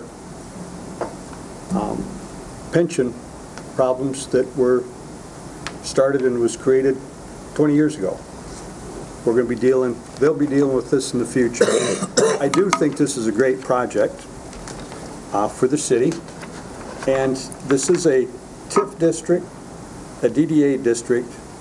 Don't forget, it's a free market district. And I'm willing to see, happy to see them invest in the area, but I'm not happy to see us invest in infrastructure that whenever I'm working in the city, I have to see that I have ample water supply to whatever I'm building. And here we have two buildings that do not. And I will read you a quote out of a letter that Tom McIntyre provided the city in order to get a temporary certificate of occupancy for his building. It says, "The owner of Washington Place understands there is less than desired water volume and pressure from the city water main serving the Washington Place building." Then he goes on to say, "When the city upgrades the water main infrastructure, new hydraulic calculations will be performed for the first floor to confirm the existing installation is capable of meeting the requirements of a 0.2 density for mercantile." If they would have been given at the Washington Place, if they would have been given the proper water flow, they may not have been able to build that building. They were given improper calculations of water flow from the city. This is in me talking with the folks that did the fire suppression. And I don't know why, I just feel like this was, somebody knew that this was coming down the pipe, and we would just have the county taxpayers, which are city taxpayers as well, because they pay county tax, but they also pay more for the city infrastructure upgrades. As I like the Park Place deal, I don't like the Brownfield program. So that's my take on it. Bob. You told me you were going to speak tonight. You spoke more tonight than you have in 4 or 6 meetings, so. I'm done for the rest of the year. Oh, my goodness. No, and everybody knows how I feel about Brownfield. I really don't like it either. But I do see, I think you and I might disagree about the water main. I think it's a good opportunity to get that done. I know we need the convention center. It'd be nice for the businesses downtown during the off-season to have more diners and everything else. And along with that, then comes the waiters and waitresses get more tips and all that. So I'm fine with the infrastructure stuff because, as Marty said, we've got some stuff that's real old in here and just waiting to fail. So while I would like private funding on that too, I also wrestle with that's within the laws of that program. So it's always a struggle for me to say I really don't like Brownfield. It's expanded a lot, but I do support this project. So. Cheryl. Are we talking about this now? Because I know we're going to vote on this later. We can talk about it now, and then we can just kind of move through the voting when we get there? Yes, absolutely. Okay. That's what I'm hoping to do, because this is part of the public hearing. So then if Okay. anybody else has comments about what we've said, they can. Okay. So go ahead. Okay. Yeah. So I serve on the Brownfield Redevelopment Committee, so I've sort of drank the Kool-Aid. I'll just give you that preface, okay? But Just so we know. Right. But I have to say that before I got on that committee, I really didn't know anything about Brownfield. So I came in skeptical, as I do most things, because I'm a lawyer and I'm skeptical by nature. But I get it. And the point of this is that the statute says that you can use these dollars for infrastructure. It's right in the law. So why would we not take advantage of that? My first night of marital bliss was spent at the Park Place Hotel. My graduation from high school was in the Park Place Dome. I learned to swim in the Park Place pool. I mean, you know, it's all about the Park Place, and it is an icon, and it is important that we save this little gem. You know, it seems like every decade or so we have to save the Park Place, and I guess that's okay because it's worth saving. So I think it's a great project, and sorry, Ron, but I look forward to its revitalization. I think it's going to be great. As do I. I know. Tom? Okay, I got a couple things. One, I just want to go back to a year and a half ago or a year ago. I wasn't on a board where I could vote about a brownfield, but I attended a lot of meetings. But there were 3 or 4 firms involved in what was really a pretty grand brownfield plan that included some improvements on the Boardman River, that included some housing on Washington Street that would be helpful to families to afford. There was a parking deck scheduled in this whole plan. There's a tall building, Mr. McIntyre's building, just to the east where the Running Wise law firm is. First thing that comes up, especially since you're here, is why does the water main project all have to be part of the Park Place project when you're going to have a building right next door, also on the same line? But to the benefit of the water service being improved, I don't think anybody's mentioned that it actually does help the Boardman neighborhood. In fact, it helps east and west of Boardman Avenue, and I haven't heard anybody say it, and I didn't know that until today because I was troubled over this vote because I want to dig as deep as I possibly can. So I studied right up until like 3 o'clock this afternoon.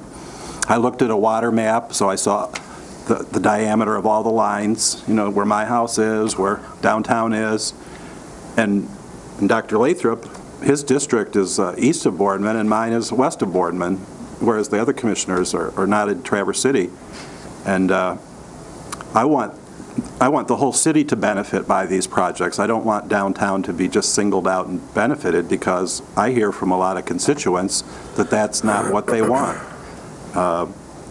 And businesses associated with downtown, I have the greater part of the business district in my district because of that Boardman borderline there. But there aren't as many people that are living downtown necessarily as there are in the neighborhoods. That's where most of the residences are. So those are the voters. You know, so I have to think about that. But I do think it's really important to say that the water service is going to benefit a much larger area. I think it goes as far as 8th Street, if I'm not incorrect. So it travels down Boardman. It's going to go right into the Boardman neighborhood and benefit them. So it does expand the idea that this is just about downtown. And I think it needs to be mentioned. But it just sort of came to me when he mentioned, when Commissioner Klaus mentioned, is the Park Place going to be on this new water main line? And it is, but that's just one address. And Mr. McIntyre's address is right next door. So I don't know what the plan is for that, but it's going to affect him just as much as it is his neighbor. And one of the things, because I went to the presentation at the Park Place, I met Tom, the CEO, I believe, of the Regency Hotel Group, and in fact, his name is Tom, is a good start, because I think I've always only known good people who are named Tom, so that's a good break. But the point is that I also hear a lot of references to it's going to be for the off-season, and I think that's sort of not straight, because it's for 12 months of the year. It's for all the seasons. And in the original plan, just like I mentioned a couple minutes ago, involves a parking deck, and then the parking deck's gone, and the housing's gone, and the project broke up. And I think the reason the project broke up into pieces is because everybody wanted to get on with their life and do their projects. And I think that the proposal 3 was the interrupter, and back when we were all campaigning to get elected, I decided just to go neutral on that because I thought it was too divisive. But it came out that the voters did decide that they want to vote on tall buildings, and that's maybe why the project broke up and didn't stay together with all those firms, because that was unusual. I mean, that was something that was different from what I'd seen done in the past. But I also see here on the page 63, it says this plan is the first plan within the DDA TIF district. Now, is that the first time the DDA and TIF have actually put forth a plan where it wasn't mostly the DDA or the brownfield, but this joining of DDA and TIF? Is that unusual, or is that just written sort of not clear for me? Yeah, this is the possibility from DDA again. This is the first time that the two tax captures are commingled and then kind of shared with all the other. In the past, it's been kind of separated out where brownfield is brownfield, eligible costs, and DDA does DDA eligible costs. So which TIF district was it? So this is TIF 97. Okay. And that's the plan that... This is the one that didn't come to term. This is the other one. Correct. Yeah, okay. Yeah. But that's the public reaction a lot of times to the TIF, is that it's not helping out. And like today, I was down in the Barlow neighborhood, and I look at that neighborhood, and I see all the things that could be done. And it's noticeable that they live in the same city that I live in. My neighborhood, 2 o'clock in the morning, there's somebody cleaning my sidewalks from the city, which I find kind of unusual at 2 o'clock in the morning. But, you know, I'm not going to run out there and talk to them. But, you know, sometimes I have two city plows going down my street right behind each other. It's like mammoths coming down the road, and this sometimes happens in the early hours too. And I just wonder, you know, whether my neighborhood's getting preferential treatment and that the other neighborhoods in town aren't getting equal treatment. And a lot of them don't even have sidewalks to have the snow blower go up and down. So There's a lot of Toms that live on your street, probably. We may be getting off the subject Okay, of the actual Park Place. The point is Thank you. that I just wanted to know for sure that this was the first time DDA was actually next to TIF. And you're telling me it was the first one? Next to VRA. The first time, yeah. It's the first time that the DDA and the Brownfield Redevelopment Authority have co-sponsored the program, is the way I understand it. Is that Right. Okay. That's right. Okay. All right. Anybody else? Sonny? Just very briefly, when we talk about infrastructure improvements, whether it be water mains or sewer mains, a different hat that I wear involves a lot of issues sometimes in the wintertime when the water mains in Traverse City are frozen. We have a lot of old water mains that have a lot of problems. If we have an opportunity to incorporate into a redevelopment of an area to make improvements to that water main, I absolutely encourage everyone to do that. You know, we can get into some days about some specifics. We have really, really marginal areas, but the bottom line here is that if we can do anything as part of a project, you know, I always had a problem with this thing initially, because in my mind, VRAs were designed to deal with environmental cleanups. And then the legislation got changed to allow for the restoration and redevelopments of historic properties. I think that wording actually got entered in because of the old buildings in the big cities in southeastern Michigan that were in dilapidated condition and needed major improvements. But the fact is, that wording was put into the legislation. These are legal uses of the VRA authority, and therefore we need to do that. There's no question in my mind that a convention center in Traverse City will be busy, and it will be busy 12 months a year, as you said, Tom. It's not going to be just, you know, September through November and again in February and through March. It will be busy year-round, and that's great for our community. Okay. Are we good? You have something else? Almost. The only. Promise? The only. This will be the last thing. Okay. And I'm in favor of the project, but again, it's the water main that Scott burned my saddle. But I just have to point out that this is selective enforcement when it comes to somebody wanting to do a job. This gentleman that's going to be building this building, he's going to have to pay $16,000 to extend some water for a storage building that he will not need unless there's a fire. These two projects, well, dang it, they're nice projects, so we're going to go ahead and take care of the water main, take care of the water service for that. Now, it is the city enforcing it, but it's just selective enforcement. So that's all I have to say. And by the way, my vote would probably be no, but just... Fair enough. All right. Okay. Any more comments from the board? Anybody else? So we will close the public hearing on the Park Place redevelopment area and move on to, we have an update for the Boardman River Restoration Project. Is there a mercy rule built in here tonight, or do we just... 9:30 is our rule. So if we need a mercy break, need a we break? just get up and leave? Yes. You can, if you like. I don't want to miss the, I mean, can you I can- grant like can a I- general mercy after this? After this, we can take like a 5-minute That would break, be- if you'd like to. That would be kind. Absolutely, that's fine. Okay. If Frank would have brought some Boardman River water with him. Yes, sir. Good evening. Good evening, Commissioners. Thanks for the opportunity to give you this update. My name is Frank Tuturi. I've been privileged enough to live along the banks of the Boardman River at 2800 River Bend for the last 30 years, and I'm an ecologist project manager for the Grand Traverse Band of Ottawa Chippewa Indians in the Natural Resources Department. I also chair the implementation team that's tasked with helping guide the process of the dam removal project. I'm here tonight with some of the team, Amy Beyer, Dan Devon from AECom Design Engineer, Amy Beyer from Conservation Resource Alliance, and Casey Reich, I think I pronounced the last name correct.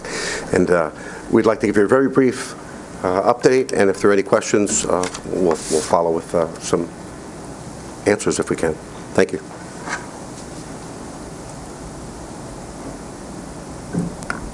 Hello, I'm Amy Beyer. I'm the director for the Conservation Resource Alliance here in Traverse City. And since we don't have any decision-making or actions required from the commission tonight, you obviously have a big agenda. We'll be extremely brief with you, but I do want to offer that, especially for some of our newer commissioners and anyone else, if you want more information or have detailed questions for us about this very complicated, long-standing project in the community, that we're more than happy to do that offsides and help fill in some of the blanks. I mainly want you to know that we're here in this time frame with you.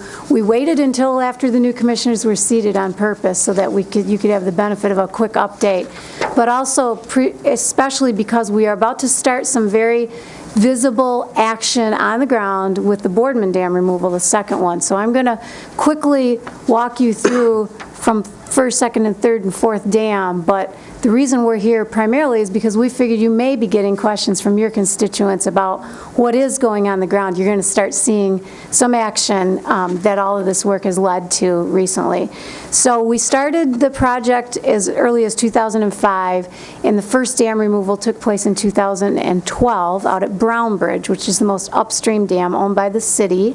We completed the dam removal work in 2013, but yet there's still ongoing discretionary activities going on with habitat enhancement and pedestrian bridge access and things like that that are still going on up in the Brownbridge area. There's also a lot of monitoring that we've committed to continue to see what the results of these dam removals are going to be. So that's really, in essence, what's happening in the most upstream reaches of the project following dam removal number 1. Boardman Dam is the next downstream dam, about 11 miles downstream from that original dam, owned by the county. That dam is a project being taken on a little bit differently than we did in the Brownbridge Dam removal. Boardman, of course, has become a project of the Army Corps of Engineers, underwritten with funding from the EPA. And that project has been in the works and planning for a number of years, but is culminating in the construction activity this year. In 2016, you saw the Cass Road Bridge being replaced, which was part and parcel of a joint project since the two are co-located there. And we were really happy to see that come to fruition. This year is kind of part 2 of that project, where the dam will be breached and the river will be returned to its original channel location under the new bridge. So the little Boardman River sign that sits on top of that Cass Road Bridge sign, I wanted to paint like "Coming Soon," the Boardman River, underneath that. It will indeed be coming through by the end of this construction season, okay? And that's, we wanted you to know. The contract was awarded recently from the Army Corps of Engineers, and of course that made the news as well. We want to recognize another partner in addition to the Army Corps. The Grand Traverse Band of Ottawa and Chippewa Indians has played a major role in facilitating this partnership in some legal and administrative steps that they have been willing to take, and we're really, we owe a lot of thanks to the Grand Traverse Band for stepping in to some roles that some of us were not able to fill there. The tentative schedule for the Boardman Dam removal is as early as this month to be mobilizing equipment. Dan Devon represents the engineering firm that's engaged by the Army Corps of Engineers, AECOM. They provided the design. They're also providing on-site construction engineering during this work as well. So this month we're mobilizing. You're going to see people starting earthwork and construction of an access road for the actual dam removal work in April. In May, the drawdown of the pond begins. Is around about August or late summer, you'll see work beginning to deconstruct the powerhouse there at the intersection, and by December 30th, the contractor plans to be finishing the job. I will mention there is, yes, another road closure plan during this part of the work, and that's going to be noted by the community, of course. Should start April-ish, Dan? For the road closure, won't be closed until August. Okay, good. Good, thank you. So we will see the road closed between August and potentially December at the latest of this year. There's additional sampling and monitoring going on as part of the dam removal as well. So you will see people out in the streams with survey equipment, throughout the field season. So that's what's happening with dam number 2. That's this year's project. That's a major milestone in the overall Restore the River project.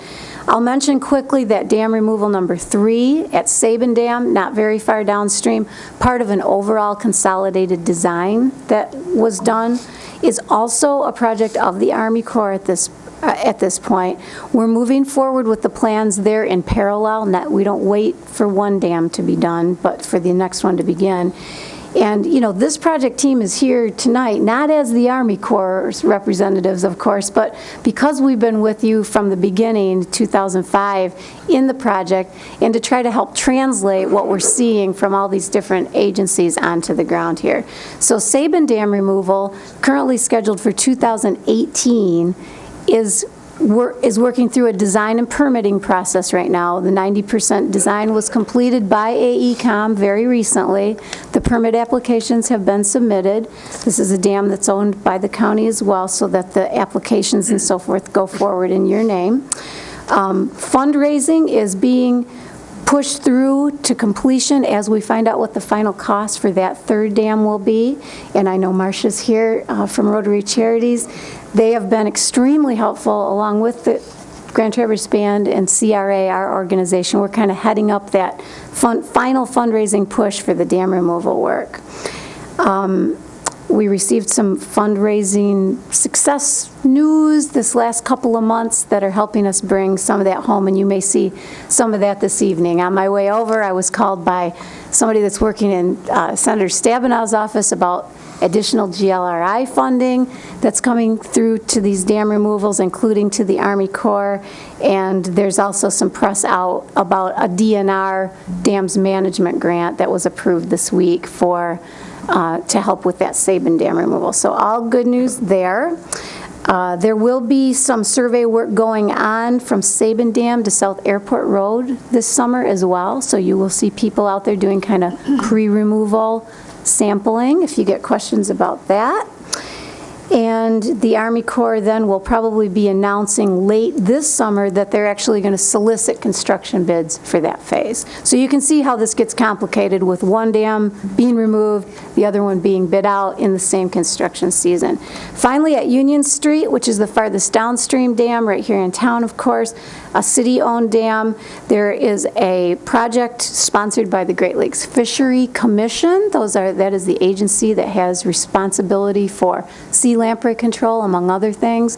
And the wonderful news there last fall was that this Fish Pass project selected Traverse City to be the location for some very important Great Lakes and nationally significant work to explore different ways to control sea lamprey and allow fish to pass in two directions at these lowest barriers, because there are a number of these types of situations all over the Great Lakes that don't have great solutions as to how to deal with aging infrastructure and the goals for fish passage that we have.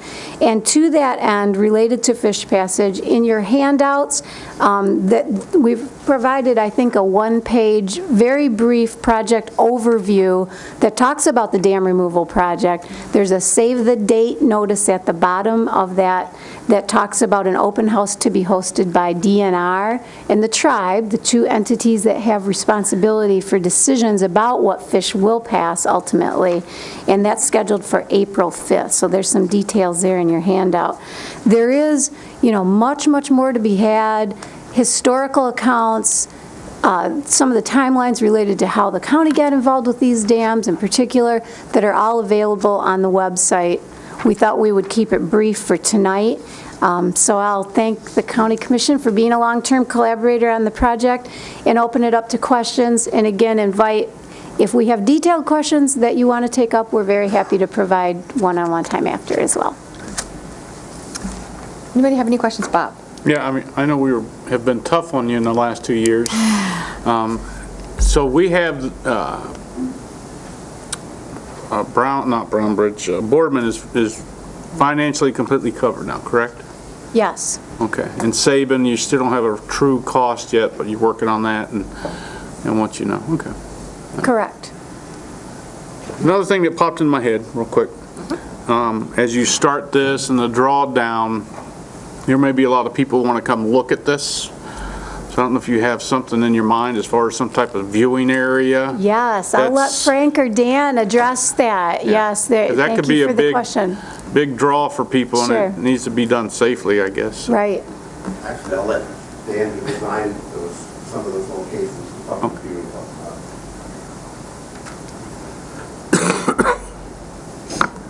Evening, Dan Devon, AECom. Absolutely, that was a concern going through the process. We know that this is a very public project, and so a couple of key locations that will be available for public viewing. One is along the Lone Pine Trail. That trail access will be maintained throughout the project, and so people will be able to view from that area the work in the upper impoundment. Additionally, a requirement for the contractors that they have to provide a safe viewing area near the dam so that people can see the dewatering operations and still be safely excluded from any construction activities. Good. Because it's a historic moment, so there'll be a lot of people want to look at it. I know you want to go watch. I will. I'm bet you do. very interested in watching it. So. I bet you do. Anybody else have any comments? Is Tom? beer allowed there? Yeah, I'd like to be put on the mailing list for the dam removal and the experiment at the Union Street Dam, too. In fact, if you have any extra seats for that, I'd be interested to that. There's a meeting or two about that. Okay. Anybody else? No? Okay. Thank you very much for the update. Appreciate that. Thank you. So as requested by Commissioner Gorfulet, pay attention now. I'm going to give you I can hear with 2 ears. Okay. I have 2. Just teasing. We do have a big agenda, so if nobody minds, we're going to recess for exactly 5 minutes. 5 minutes. Be back here at 7:30 if you'd like to continue on with us. I promise not to put Thank a tack you. in your seat.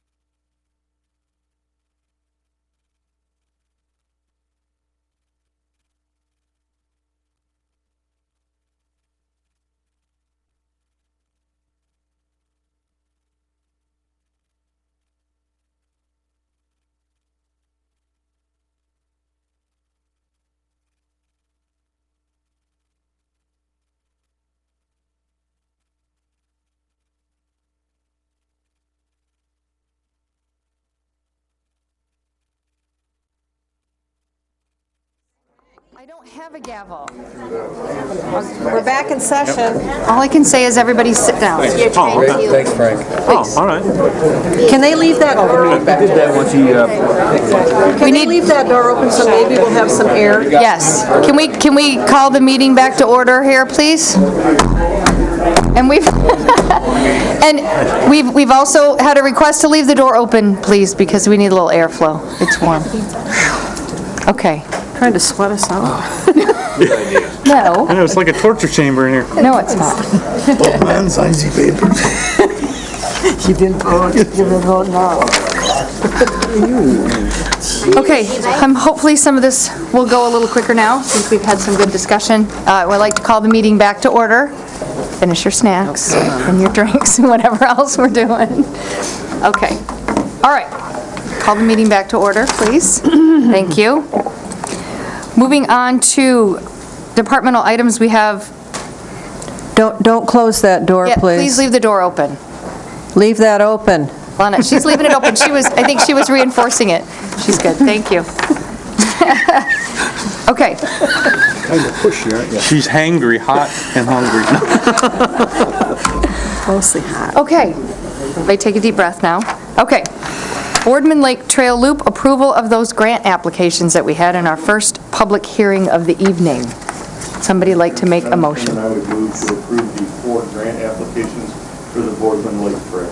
Okay. I'll second that. Okay, so we have a motion by Commissioner Wheelock, second by Commissioner Mayer for approval. Any discussion? We had quite the discussion They earlier. don't have to be separate, do they, Chris? I don't think so. They're all in one thing. Okay. Any discussion at all? Okay, all those in favor say aye. Aye. Anyone opposed? Okay, very good, that passes. We have the Park Place redevelopment area, the approval of the Brownfield plan. Do we So have a moved. motion? Okay. We have a second. Okay. Moved by Commissioner Gorfulet, seconded by Commissioner Johnson. Any further discussion on that? No, I think we're going to have a roll call vote on this one, Sarah. Gorfulet? Yes. Johnson? Yes. Lathrop? Yes. Mayor? Yes. Wheelock? Yes, ma'am. Klaus? No. Crawford? Yes. Motion passes. Thank you. Okay, those were quick. So we have the approval of the Economic Development Corporation amended bylaws. Do we have someone from Economic Development, any of you, or is this, Well, there's 3 of us on there. okay, who would like to take it? Go for it, There Tom. was a Okay. committee in January that was set up to review the existing bylaws and update them based on any new, just update them in language and restructure the direction of the board to focus on job creation, things of that nature. And then this is the result of that committee's activities. Okay. Any members of the committee have any comments for us as far as the changes? Madam Chairman, I would move to have the Grand Traverse County Board of Commissioners approve the bylaws amendments as outlined by the Grand Traverse EDC. Support. Okay. Moved by Commissioner Wheelock, supported by Commissioner Gorfulet. Yes. I guess the point is that Grand Traverse EDC, historically, we were kind of taken over. Our economic development, our community was kind of taken over by Networks Northwest a few years ago, and there was the feeling that Grand Traverse County really had, maybe, I don't know that I would say it's a different direction, but a more focused direction to make sure that we do everything we can to retain the jobs that we have here, help businesses that are here to expand, and encourage new businesses to come here. And, the bylaws of our Economic Development Corporation hadn't been looked at since back in the late 70s, 77, I think. So the terminology, the wording, and everything about, was a little bit behind the ball. And we have a lot of high-tech type businesses looking at coming here. We have a lot of, businesses that are here. We're trying to incorporate, and make contacts with the colleges and different places to help us not only encourage people to come here and create jobs here, but to identify where the workforce is that's going to fill those jobs. Now that's one of my pet peeves, is we can always talk about creating jobs, But if we can't identify the workforce to fill those jobs, the hospitality industry showed up in force tonight, but I'm sure that if we poll them, one of their number one problems is to fill their workforce. And every business I know, as contractors are going into spring, they don't have a clue what they're going to do, because they can't begin to find help to do what they've already got going, and they've got a list of projects as long as their arm to get started in the spring. And so it's not just creating the jobs, but it's also trying to figure out what the workforce is that we need and how do we find them. And this new group of people I would just describe them as young. I'm the old man in the room on a pretty regular basis with this group, but they are really gung-ho about helping us to expand the economic development in Grand Traverse County. That's great. Anybody else? Okay, all those in favor say aye. Aye. Anyone opposed? Okay, that motion carries as well. Moving right along to Health Department, the medical examiner contract. Wendy. Good evening, Wendy Chute, Health Officer, Grand Traverse County Health Department. I'm here to present, and I actually have Joyce DeYoung, the medical examiner for Grand Traverse and Leelanau and Benzie counties currently. Here to present a 9-month contract with opportunity for 4 annual renewals based upon appropriations of funds by the 2 county boards. I talked quite in depth about our partnership with Western Michigan back in December, and again, I think in February. So this is just an expansion. In your packets, I provided you with a listing of all the different options that we have looked at over the past several years. My previous medical examiner, Dr. Fliss, we knew she was not going to stay long-term, so we looked at many options, a local pathologist option, of partnering with a different local medical examiner, some local physicians, and then expanding our partnership with Western, who was our autopsy provider. And based on what we really need, which is the quality, consistency, and quantity of on-site scene investigations, we need improvements there. We need staffing capacity as well as surge capacity for those days. We don't have medical examiner cases every day, but some days we have 5. So that's quite a big difference. And then also eventually working towards our local goal, local forensic autopsy. Yes, did you have a question? I did. So this is a partnership with Benzie County, is that correct? Currently, we are in a 90-day interlocal agreement, letter of intent with Western, with Leelanau, Benzie, and Grand Traverse counties. Okay. And so my question is, when there is a death that needs to be investigated, is there a pecking order, roll the dice? How do you decide which county gets your services, seeing that the nature of the investigation is something that would probably be time sensitive? I don't know that we've had to have. I'm not suggesting that you have. I'm suggesting that you might have. So what is the contingency for when there are suspicious deaths in more than one county and there are 3 providers that are part of the contract? Okay, well, actually, the contract is going to be moving to just Leelanau and Grand Traverse County. Benzie, so let's make it 2. 2 counties. We are moving to a model, instead of having just one dedicated investigator with multiple scene investigators, which are EMS, who are actually on the clock as EMTs, so they're competing, and the person who's fighting for their life is going to win over the dead body any day. We are moving to a model where we would have 6 to 8 dedicated scene investigators, and so if we had the issuance where we had more than the one person could, I guess, respond to, we would invoke a second in those instances. And what's that going to cost us? Well, it's built into the budget. I was getting to that. Okay, because my reading of the budget, just so that I'm understanding what we're buying, it sounds like we're retaining someone at about $12,000 and change a month as a retainer, and then every activity that is engaged in has a per diem pop on it, has an individual charge. So much for this, so much for that, so much. I mean, am I understanding the concept? A little bit. We're hiring someone kind of as our person. Because my understanding is that there's a lot of local people who'd like to do this work, but they wouldn't be able to still do their own practices, et cetera, because of the nature of the work. It's an on-call, be Right. available 24-hour kind of a deal. So to get someone, We're getting a team of forensic pathologists. We don't have any forensic pathologists locally.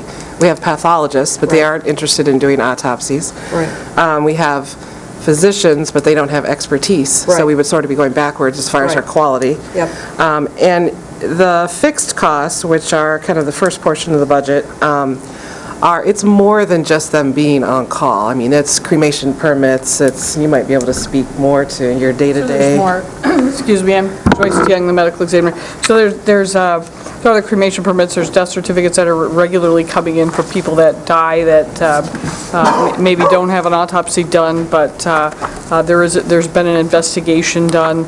There are deaths that are occurring at the hospitals that, even though they may have been hospitalized, still require involvement by our office if it was if there was any trauma at all, if it was drug-related fatality. So that's what's happening.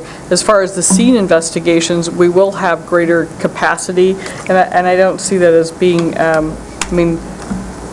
I think we're comfortable that, yeah, it will be budget neutral. We'll have one person in those cases where where there is a second call.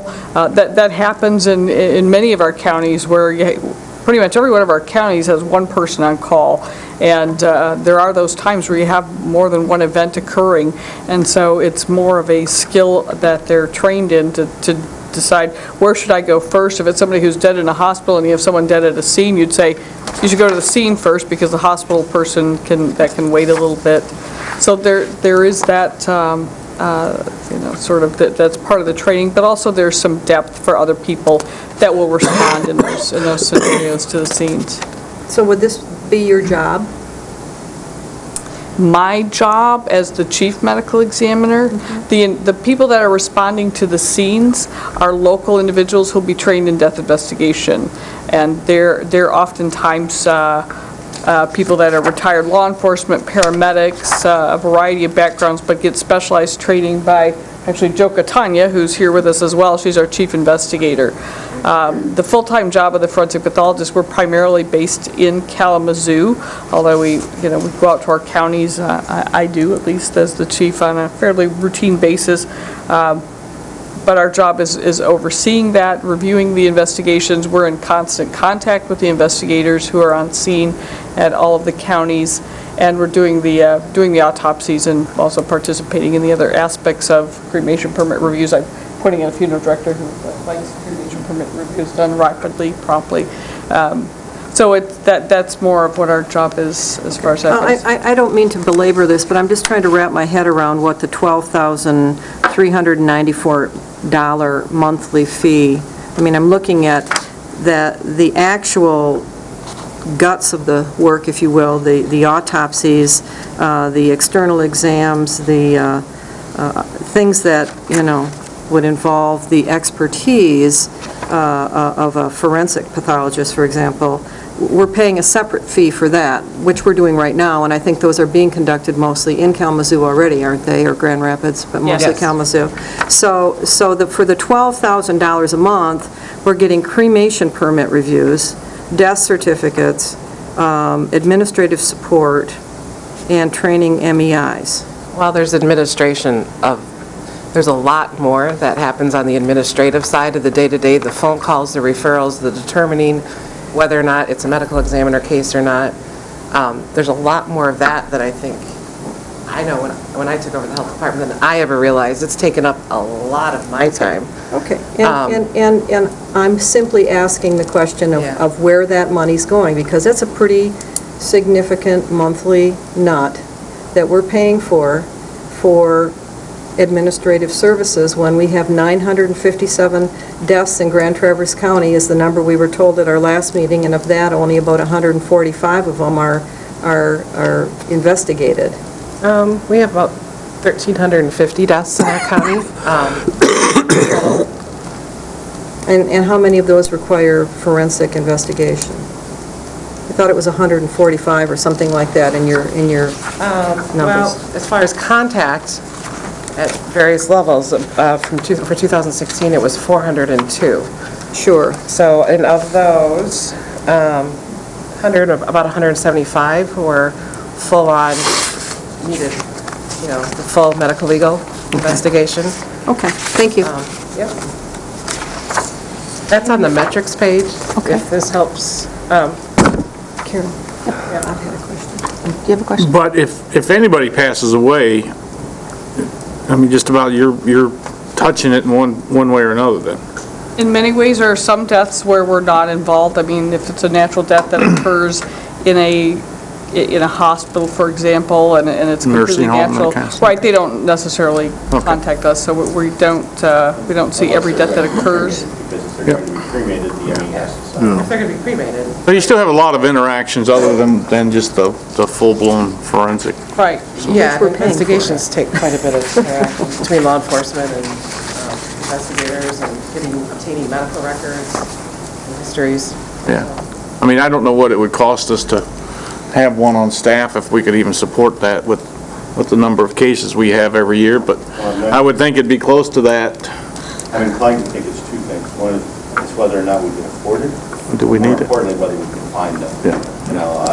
I come at this from a little different direction after being an EMT for 36 years, but I've done a lot of those on-scene investigations with either deputies or paramedics that arrived with Northlight, and then Northlight gets called somewhere else, and we wait for a off-duty rig to come and actually transport the body to the funeral home or to the morgue, whatever the situation is. So Wendy and I have had a lot of conversations about this, and because in my mind, I'm still remembering the days when I got on the phone and I called over to Glen Arbor and Matt Houghton over to this accident, and we took care of it right there on the scene. Well, we're past that. We have too many. We're too big, and it's become too complicated. So we're past that point. So then we talk about, okay, are we meeting the scene investigation needs that we have with the paramedics? Well, paramedics are running call after call after call. They simply don't have the time. So then we talk about whether we hire off-duty people on an on-call basis, like you're talking about, Cheryl. And I think those kind of things make sense. Between law enforcement officers and paramedics with good training, we certainly can take care of the on-scene investigation.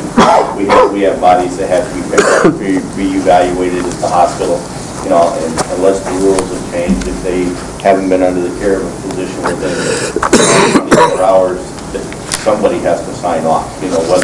Whether you can pick up the phone and call their family physician and say, will you sign off on the death certificate, or else the medical examiner has to, but somebody has to sign that death certificate. Do you know under the regular care of of a physician, the medical examiner, it's their responsibility. Do you know what the difference is between what we're paying for this contract and what we've paid in the past for these services? This is significantly more. This seems significantly more. Significantly more. Matt Houghton did it for 30 years, probably pretty close, at a discounted rate that no one in the world would ever talk about. Well, and I appreciate that, but I'm just saying, I also know that we're looking at a world where there's a lot of doctors that don't want to do regular doctor work anymore because of the malpractice insurance and the other discussion that Wendy and I have been having to make sure that we have vetted all of the local physicians to find out whether or not they are interested in this position. And I think what we've heard overwhelmingly is none of the doctors want to be declared the county coroner, medical examiner, whatever we want. If I could just interject, just on behalf of the prosecutor's office, when we review death cases, whatever they may be, murders, overdose death cases, which it seems like every year we're reviewing more of those cases. No disrespect to Dr. Houghton, who is an excellent doctor, but we really need forensic pathologists. And we don't have that in this area. In Western Michigan, who we worked with for the past year or so, they have been really good, really easy to work with. So is it more money? Yes, absolutely. But we're seeing from our end a better product that Western is providing when it comes to post-mortem examinations and death investigations. So, my job as civil counsel is to review this as to form. not really comment on the substance of it, but I feel like working with the prosecutor's office and being involved in death cases, this is a good choice for the county to go with Western. Well, and I think the expertise that WMED brings to us is great. Chris makes a good point. They're very, very qualified. I just heard one of the news commentators the other day talking about the gentleman who was found on the Boardman River, on the shore of the Boardman River by a canoe. Within a matter of a couple days, we had a positive ID. In the old days, that would have taken weeks. We still don't have necessarily a cause of death because the toxicology report takes a certain length of time. But the fact is, within a matter of just a couple days, we had a positive ID. That's good for our community. It's good for the families that are here. Anybody else? Tom? So the contract is for 9 months, ending at the end of 2017? Yeah. And then additional renewals? Yeah, the medical examiner terms are 4 years by state statute, and so the current one expires at the end of this year.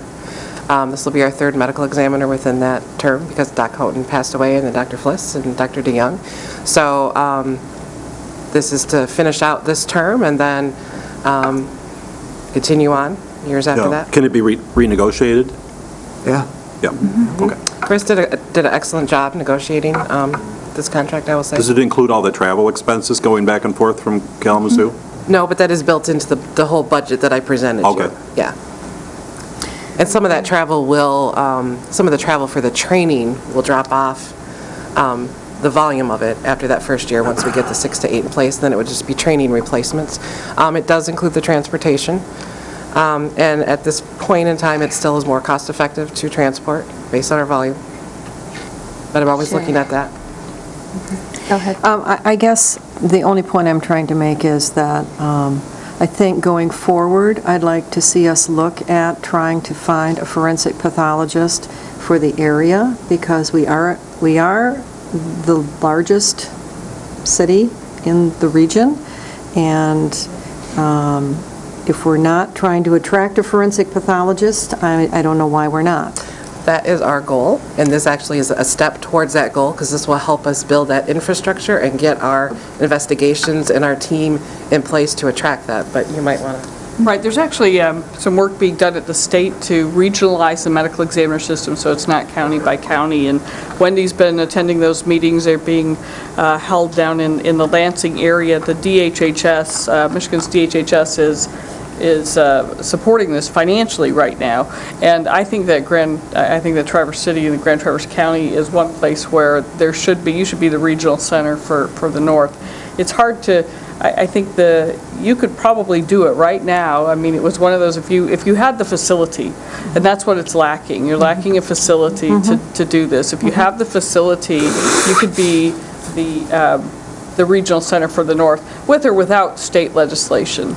I mean, we've become a regional center in Kalamazoo because there was a donor who built a medical school, and they happened to put a big morgue at the top floor of it, and suddenly, and they built it, and I know my boss at the time said, is anybody going to use us? And I said, if you build it, they'll come.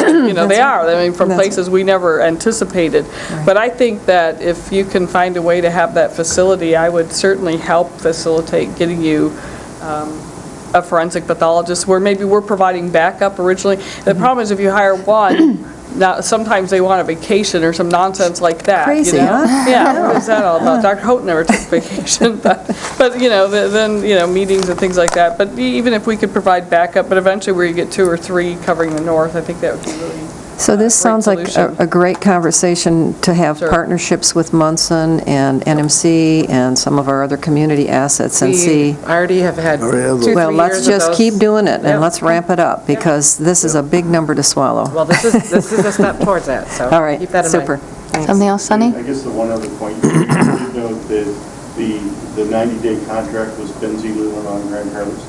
Benzie has voted to withdraw from this contract and partner with Manistee. Right. That's their decision, not ours. My understanding is the program that they're going into, that individual is not a board-certified pathologist. That's right. That, for us to go into a situation like that is absolutely not the right step. But those partnerships that you talk about, partnering with with Munson and with Indian good. But maybe we also need to talk about partnering with Counties. Antrim, Kalkaska, Leelanau. Leelanau. Well, we are, Leelanau and Grand Traverse are in this contract. But, Antrim is in a joint deal with us with our courts. Why don't we talk to Antrim about whether or not they would like to be here? Sure.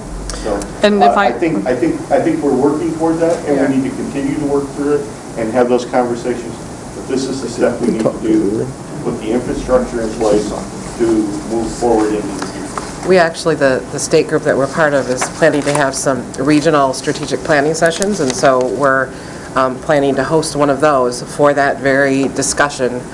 We know that there's interest, it's just a matter of when they're ready to partner completely and make that leap. But that's definitely something I've been working towards for the last 3 years. Right, and it looks like it would be both northern Michigan and the eastern UP. So, Perfect. Great. Okay. Are we voting on this? Anybody else? Yes, we are voting on this, so I would I'll need a move. motion. So move that we I think accept we it. already, did we already? No, Okay. we started that's with why I'm doing discussion it. on this one. I mean, it's so hot in here, I can't. I know. Okay. So, moved by Commissioner Gorfulet, seconded by Commissioner Johnson? Sure. Oh, I thought, I couldn't tell what you were saying. Okay. It was sunny. What's that? It was sunny. It was sunny, okay. Seconded by Commissioner Wheelock. Any further discussion? All those in favor say aye. Aye. Any opposed? Okay. All right, I will be back in April as a follow-up with our full budget amendment, and as well as probably addendum 2 to our intergovernmental agreement. And I'm heading to removes benzene. Leelanau County next week for their approval as well. Okay. Thank you. Moving on to budget to actual revenue and expenditure report. Jody. Thank you. Again, this month it was under departmental items as opposed to receive and file. This is the first of the monthly reports that's in the summarized version, which I did mark, so I have to turn to it. So there is, again, a transmittal memo that remarks were 8% at the end of January through the total year. So again, useful to look down the furthest right-hand column on the percent of budget expended year-to-date. The report was prepared as of beginning of March for this mid-March meeting. So any of the invoices that had been entered for January that had been received through the end of February were trying to capture, thus the lag. The report has been expanded. I now included a column for fiscal year 16 amended budget. I thought it might be useful. That column had not been included in the prior iterations. It had simply been the prior year activity, but I thought that it would be, again, useful in comparing the prior year's budget to the current year's budget and the prior year's activity to the current year's activity, although it's as of year end for the prior year and will update monthly going forward. Any questions for Jody? Yes. I'd like, as soon as you have it, I'd like to get a copy of the 2016 closing figures. So they'll continue to update as we work to post our year-end entries and prepare for our annual audit.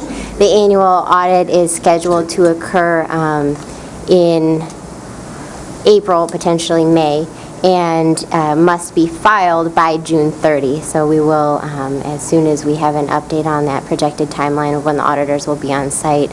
Okay, I thought it was April. It wasn't it April last year? No. It was quite a bit later. Oh, it was, really? Yes. Okay. Yep. So April's not a standard time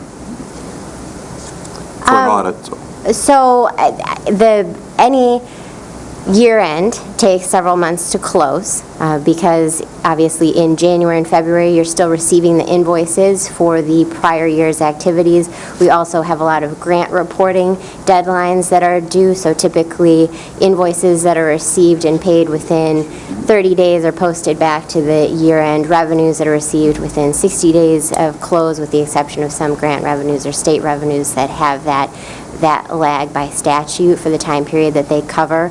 We continue to post, so that right there builds in, 2 to 3 months after year end, before you're even in a position to start really talking about year-end numbers, and then Yeah. schedule the auditors to come in. Do you think you have enough help in your department? You're down like 1.5 people from the fully employed department, right?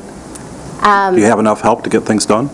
So we are working on that. I've been conducting interviews for the vacant position that I have in my department, recognizing obviously the need not only to serve the departments that the finance must serve as an internal service department, but also to make sure that that audit is prepared on time. Good. Yes, Sunny? Speaking of the audit, normally by this time I would have seen bids for the audit. Are we in a multi-year contract, or are we No, we're doing an extension? We're doing a one-year contract, a single year. Okay. Was that an RFP bid process that this board missed, or is this something that was approved? No, we did that a while ago. We just extended the one with the existing one. We thought we would just do 1 year and then go out for RFPs next year. Because I think we had a 3-year contract and we extended it. We didn't extend it. Last year, and then we extended it another year. Yeah, we just extended 1 year, and we discussed that. Thought we would go out for an RFP next year and have a fully staffed department, and that would be easier that way. So we just gave them a 1-year extension. Anybody else? Okay, thank you, Jody.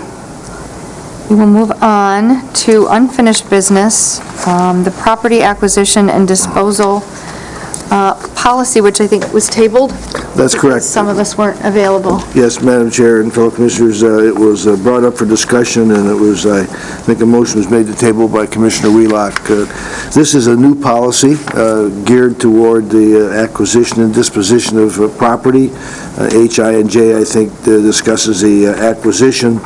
I've also had a couple of lengthy discussions with Commissioner Klaus, who, and I'll let him talk about this if you'd like, Roman numeral 8, Section B, removing that, which is basically how you'd list the property with real estate agents, and his thoughts was it was quite restrictive and made it difficult for anyone to want to list it, and the staff has no problem with removing that if that's the council's wish, but we thought since we had presented it one way, we needed to present it the same way again, and then if there was a desire to remove that, it can be done after it's tabled and brought up for discussion.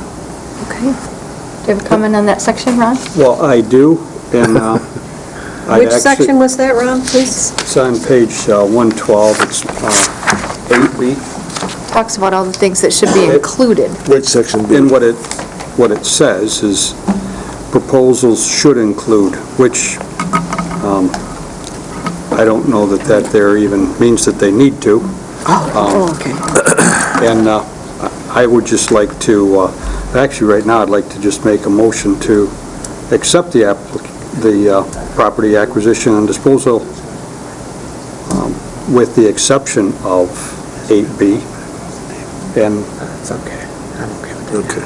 I have a number of comments I want to make as well, possible changes, so. Okay, go ahead. Go ahead. Yeah, so I get, do we want to wait and make one motion to have them all?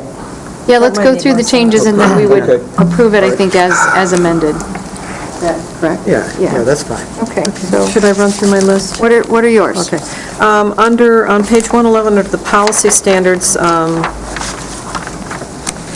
paragraph C, says the title and deed of property for sale shall be free and clear of any restrictions and permit the county to dispose of said property. What about right-of-ways and easements? Because those would be restrictions, but those might be something that we would want to maintain. So it wouldn't be a free and clear. That would be under C. Yeah, that makes sense. So I would think right-of-ways and easements should still be in there as something that we would discuss, as opposed to making sure that we're giving those, we don't want to give those away necessarily, for example. Well, depending on what it is. I understand, but the way that this is written, it says we're going to make sure that the title is free and clear, which means there would be no easements or right-of-ways. So should we have it spelled out there with the exception of? does a free title doesn't mean that there's not an easement.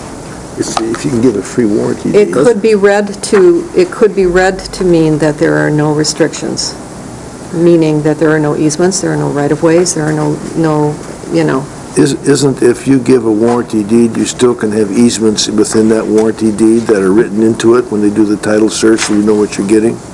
Correct. I mean, What I'm telling you is that when I'm reading this as a lawyer, I would interpret that the way that I just said, which is that it would be free of any restrictions, which would be right-of-ways or easements. So if I could read it that way, a potential buyer or Buyers seller could could too. read it that way, and I want to be clear. I don't want there to be any room for, so take that. But this is a policy, right? It's not a legal, But it's a policy gonna- that we need to follow, that we don't want to sell something that's not, Chris, I think how that would- protects us, so we don't want to sell anything that's not actually ours. That it's But if free that of wording, restrictions if as that far as like a wording's in park. there, it'll let future boards or whoever this comes to at least have that in their head that, hey, has What this about been right-of-ways? addressed? What Yeah, about so. easements? Yeah. Okay, can we put that in there? I leave it to Chris to Yeah. Word that somehow wordsmith in it, there. okay?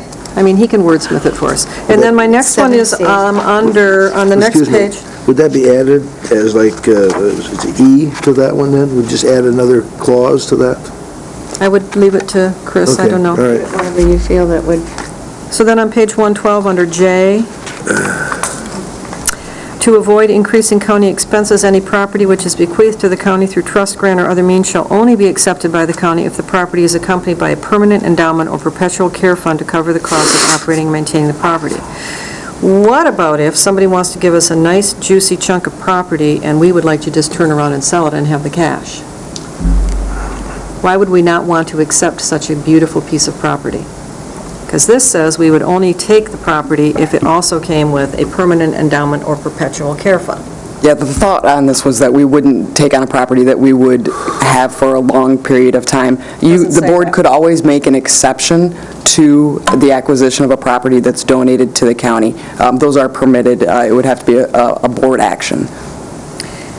But this doesn't say that. Exceptions To are avoid increasing permitted county on policies. expenses, any property bequeathed to the county through trust, grant, or other means shall, which is not a permissive word, it is a mandatory word, shall only be accepted if the property is accompanied by a permanent endowment or perpetual care fund. Now, we could change the word shall to will, may, yeah. but I think, the other thought might be to rethink that, because if somebody wants to give us land, it then would be up to us whether we wanted to accept it or not. And if we didn't want to accept it unless it came with an endowment, or then we would say, we really appreciate this offer, but we need some money to care for it. Or we could add another paragraph, but I think personally, I read that too, and I wasn't excited about that because, in my mind, I'm thinking of Twin Lakes Park. Twin Lakes Park is 175 acres that was donated to the county in a matter of 5 or 6 pieces. None of those people were in a position to bequeath to us an endowment that would take care of the maintenance of that property for all perpetuity. That's not the way it works. Now, I think at the time that we are taking property or people are offering to donate property to us, I think the board's responsibility is to talk about, okay, does this property truly have a public value to us? If it doesn't, then we probably shouldn't take it in the first place. If I don't believe that we should encourage people to donate property to us and we're going to turn around and put it on the market and try to create profit. I don't believe that's the intent. When people donate property to the county, I believe they truly believe that property is going to be retained for a public purpose. And I think the piece that we have to make sure is that when we take property, if we take property, that we ensure that there is a public purpose for it. And in doing that, we also recognize that there will be some perpetual charge and costs to retaining that piece of property. Dan. Yes, Dan, sorry. Why is this in there? Well, I think if I may, Madam Chair, the reason is that we have properties which we took off the tax rolls, so there's no revenue, and then we've had some maintenance costs on them, so it's cost us money. It hasn't been a break even.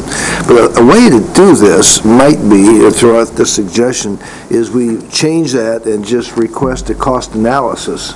Somehow I'd like to have people see what the long-term ramifications would be. Then the board could make a decision, yes or no, whether it's worthwhile taking it in or not. Yeah, because this kind of ties your hands. Yeah. I see your point, is that you don't want to willy-nilly take a piece of property because you might get it like taking a horse. You might get a sick horse. And Commissioner Wheelock's point's well taken. You don't want to take it in and sell it right away. That's not their intent, And often we have restrictions on these that if we ever did want to sell any, Mr. Klaus and I have looked at these, we have to give it back to the original parties, and they can't afford to take it back. So you're in a catch-22. So the way that you deal with that is when you're considering an acquisition to get a good cost analysis of that. I don't know if that would meet anyone's needs or not in terms of a middle ground. It feels like looking a gift horse in the mouth, and this is the challenge, I think, on this kind of a thing, because somebody's giving you something. They're making you a gift, and it's sort of like, on the one hand, you're saying, we'll take your gift, but gee, we need some, to maintain it, and on the other hand, we're saying, well, maybe we want to sell it, and maybe some people would be happy for us to have it and sell it and use the money for something else. Dan and then Bob. I think we do need to look a gift horse in the mouth. I don't know if we can accomplish it through that J thing there, but just because someone wants to give us property, it could be a burden to us. I totally agree. That's why we're trying to do this. But I'm just saying, from the perception of the people wanting to give us something, we're saying to them, oh, thanks so much, but gee, no. No, thank you. No, thanks. We really don't want that. I mean, the intent is not to tie the hands of future boards. The intent is to increase the awareness of what you're getting into. Absolutely. And if you could just do a cost analysis without having a consequence, some projections, that might give the board that's faced with that additional information, and off of that, they may ask additional questions. I'd rather see that in there than this sentence. Bob. They'll love this comment because it allows me to bring up my favorite topic, because that's how we ended up with a pool. Don't bring the pool. Was being donated to us and saddled with massive costs. And the dam. I agree. And the dams. Don't forget the dams. So, I mean, I think there's got to be some even ground in there somewhere to say that. So in that, in that regard, It's hard to have that crystal ball, though, Bob. I mean, how do we know? Well, we don't. But I think if we put in there that there should be a cost analysis for the benefit of the board when deciding whether or not to accept a piece of property, would that satisfy that? That we're not going to say we're not going to take your property, but we at least need to have all the information available to decide, like Sonny says, is it worth it? Is it so much public good for us to have this piece of property that this amount of maintenance cost is going to be okay with it? And would that preclude us from saying to the potential gifter, would you like to give the property to the county if we were to sell it and then use the money for public good? I mean, they would get the same tax advantage. Yeah, they would get the advantage out of that. Well, it may be simple as better, just a cost review cost analysis for future review is all you need to say in that. For the benefit of the board to decide. For the future boards to consider, I guess. So maybe take that out, take J out? Can we rephrase that so that we could have a cost analysis for one? I'd like to take J out. Take it out? Just to make it known that the county will only take property that has a public purpose. How's that? That's pretty broad. We take property, the county treasurer takes property every year that are foreclosed on tax sale. The land bank committee on your behalf goes through those properties and says, okay, we're going to send this property, this property, this property to the public auction. We may decide to hold this piece of property. We offer properties to the townships and the local units of government. But the only way they can take tax foreclosed property into Green Lake Township and on their behalf, or the village of Pipe Lake, is if they plan to use it for public purpose. They can't take a piece of property that we foreclose on tax sale and turn around and sell it. They have to define a public purpose in order for them to acquire the property. I think the county should hold ourselves to the same standard. We will only take property that we can identify a public purpose. Is that statutory, Chris? That it can only be for a public purpose? Yeah, we can only take property for a public purpose? Right, And we yeah. can only sell it for a public purpose? We sell it? We can only take tax foreclosed property and give it to the county. See, they don't have to pay for it. I get that. If it comes in a tax sale, Sure. they don't have to pay for it. But they have to use it for a public But they have purpose? to use it for public purpose. But, we take property, every year the land bank takes property, we do various different kinds of things. We partnered with Habitat for Humanity to build a couple homes. We partnered with the townships. What else have we done recently? We did the South Airport Road property, we did the Ratio Road property with Habitat. But I guess the point is if you just put in there that you have to have a public purpose for the property, I expect that board's going to take and do some sort of analysis whether there truly is a public purpose for that. I know when we got the trust fund money and purchased Maple Bay, there was a lot of discussion about that particular parcel of property. Ron and I have had that discussion since then. But the fact was, it was an opportunity to preserve a half a mile of East Bay frontage for all posterity for public. This is a public park. At what point do you set the value for that public park? That's a whole discussion that, we're not here for tonight. But the fact is, if we just simply say the county will only take property that has a public purpose, then you're okay, I think. Well, I don't like the idea of asking someone that wants to donate his property, oh, by the way, I'll take your lakefront property, but you have to give me money so I can have the next 40 years worth of lawn mowing on it. This would limit then the ability to divest of some of the resource, which you're saying in long term, you wouldn't have any that anyone would be interested in because it would only be for a public service. But we have an offer on the table for a piece of property, Keystone, that is not going to be utilized if they purchased it for a public service. It was for a landscaping business. This is an acquisition. And we're on the acquisition side. phase. Not selling. If we have a parcel of Going property forward. that we Yes. cannot Okay. identify a public purpose for, Right, we all have right. the ability by Well, which to sell. that's what the policy is. That's what the policy's for.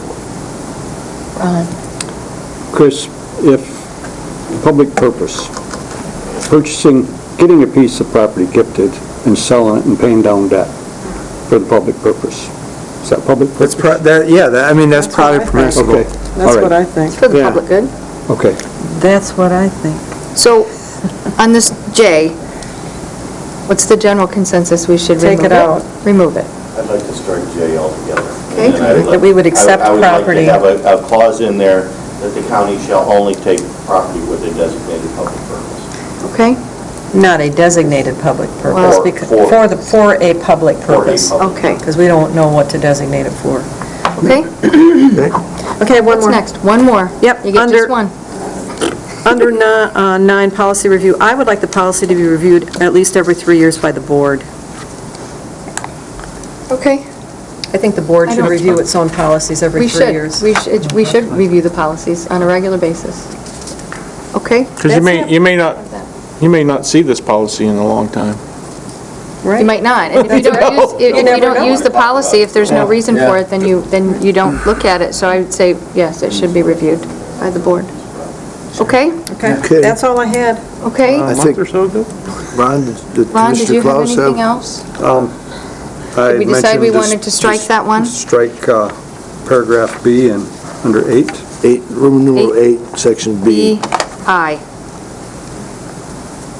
That they don't have to have all of that They ready. don't have to Just- provide us a plan of, Yeah. yeah, how they're going to fund If we it. determine that we want to sell a parcel of property, I don't believe we should require the purchaser to provide us with a business plan of what he's going to do with the property. If it meets the zoning requirements, it meets the construction requirements, and he's putting it back on the tax roll. And the townships decide what there's allowed to do with it anyway by zoning. Do you have all those changes, Chris? Okay? Yeah, Jen's going to make the changes. Jen's listening to make the changes? Yeah, Okay. we're set. So BI will take that one out of there. Anybody else? So are we going to vote on it as Yes. modified? Yes. Or I would move that we accept the policy as modified. I'll second it.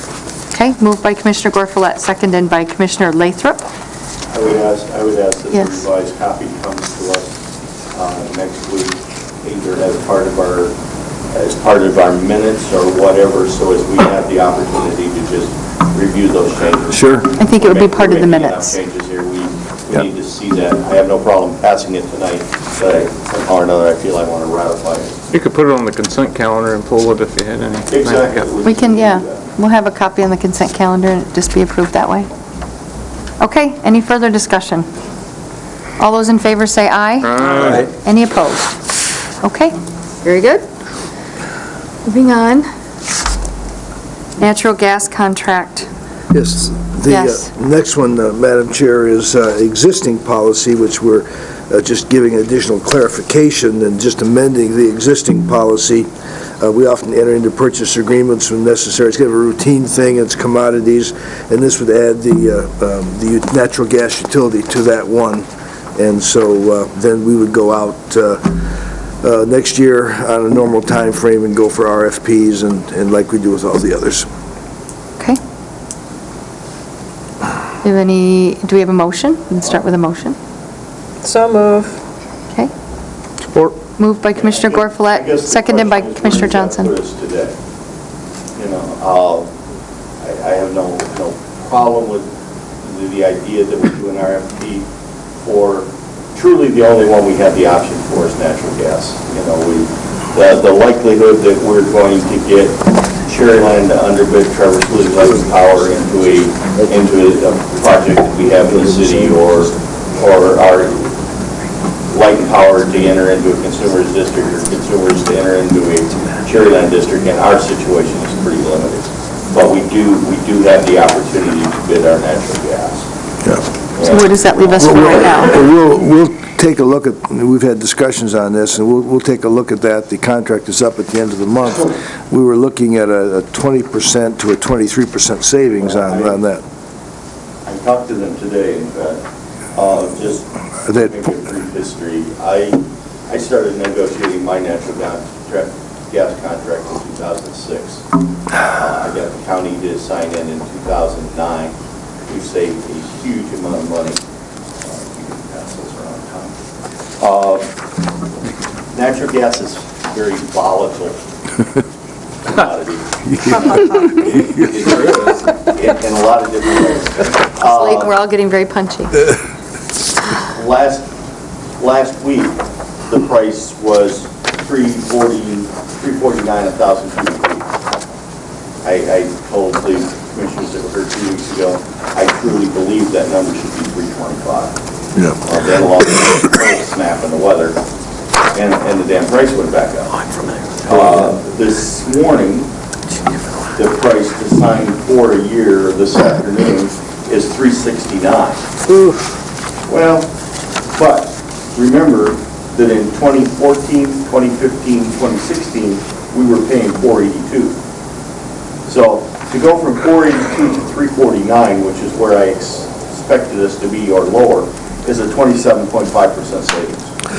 Vancouver County uses about 21 million cubic feet of gas a year. We budget $140,000 a year for natural gas costs. If we in fact use 21 million feet in 2016, I haven't seen an exact report, at the 482 number, we would have spent $101,220. But, so we actually had $30,000 more budgeted than we actually needed, based if we in fact used 21 million feet. I don't know what our final usage is, and Marty's not here, and I'm not sure if he's had that report. He's here. Yes, he is. Yeah, he says, he's right He's there. back in the corner, he's letting me talk. He's our 5-minute update in 5 minutes. Okay, so, but the point is, if we sign at $3.49, which is what the offer was a week ago, we would save Grand Traverse County $38,500 in 2017 if we use the exact same stuff, if we use that 21 million cubic feet. That would mean our natural gas costs would actually be about $62,720. We currently budget $140,000 for it. So that's a good savings. The company that I've dealt with for years, and Marty and I have talked about, and Tom and Jen and I talked about, is a company called Interstate Gas Supply. They are probably the largest third-party seller or broker of natural gas in the Midwest, without question. Tenergy, the company that does the energy audits for Grand Traverse County, on an unsolicited comment, and Marty can speak to it, said that IGS is the benchmark that all of the suppliers try to match. Well, we've been there for a long time, so that made us feel a little better that we were doing these things right. DTE's number last month in February was $3.54. That's good. The offer that we had from IGS was $3.49. I talked to Jacob this afternoon. Today's price to sign for the year is $3.69. He's like I am. He thinks that number is going to go back down as soon as the cold weather stops. We have a contract in place that goes through the end of March. We can go to a month-to-month contract. If we do a month-to-month contract, it goes on what the IMAX cost of gas is, plus a distribution fee, which is about 60 cents. So today, if you signed a month-to-month contract, it would be $3.55 a month, or $3.55 a thousand. So it's not my place to tell you how to do this. I can tell you that from my perspective, I'm going to sit and wait. You know, the worst thing I can have to do is pay $3.55 for the gas I use in April. Yeah. Well, I concur with that. I agree. We can ride it out to the end of the month and see what the prices are, and I think it is going to drop with the warmer weather, and then go month to month and lock in one that's lower. And we'll keep in touch with Sonny, because if he signs up for a year, I think it might be a good thing for us to do as well, especially if you're getting. I don't want to be penny wise and pound foolish and be greedy and wait too long. But if we can get into the 20 to 23% savings, I think it's worth locking that up for a year. If it goes back to $3.49, I really thought it was going to go to $3.25, but then we got this weather change. Yeah. And there's millions of feet of surplus gas throughout this country. Throughout our area. There's millions of cubic feet. You know, my suggestion, I guess at this point. Did you get a copy of this? I told Jacob today I still want $3.25, and he has a note that if it gets to $3.25 to call me. But if it goes back to $3.49 on behalf of the county, I would suggest that you sign that contract. That's going to save you 27.5%. It's going to save you $38,500 over what you spent last year. So what you're asking today, though, is to give you the power to do this like we do all of the other utility contracts, and it doesn't have to come to the board. That's right. For some reason, this one utility comes to the board every year, and it doesn't have to. And to be honest with you, it's only come to the board because of my involvement in this discussion. Okay. You know, and I've had the discussion with them. I got Danny to. I think I moved it. Did you? Marty's involved. I think I moved it, and I think there was support, and he's been explaining, so we have a motion. Okay. Any further discussion? All those in favor say aye. Aye. Anyone opposed? Okay. Let's move on. We don't have any new business. We have second public comment. This is our opportunity for second. Yes, sir. Same rules as before. He's got to be angry with that jacket still on, so. I move quickly. Brad Warren, I'm the president of T-Bays Soccer, 712 Keystone Road. We are the stewards of the Keystone Soccer Complex, been so for many years. I think we've had a very good relationship with the county over the years, and our concern is with the property to the north that is being considered for sale. And we're not really for it or against it, we just have some concerns. And this might be getting into the details a little bit, but it is to our understanding that the entrance into the soccer complex is right at the property line. In fact, the property line is a little bit to the south into Keystone Soccer Complex. So that egress, or the one entrance, is actually part of the north section of the property that's for sale. So we would like some consideration, if that's the case, some consideration of if that boundary could be potentially moved, or just some language in there to correct that. The other concern that we have is we only have one means of egress for the soccer complex. And there are several events throughout the year. We have 2 soccer tournaments, one in the spring, one in the fall, and then in the summertime there is a lacrosse tournament. And it is very crowded. If you've never been there on those weekends, it is crazy crowded. We have to have police come out and help with traffic.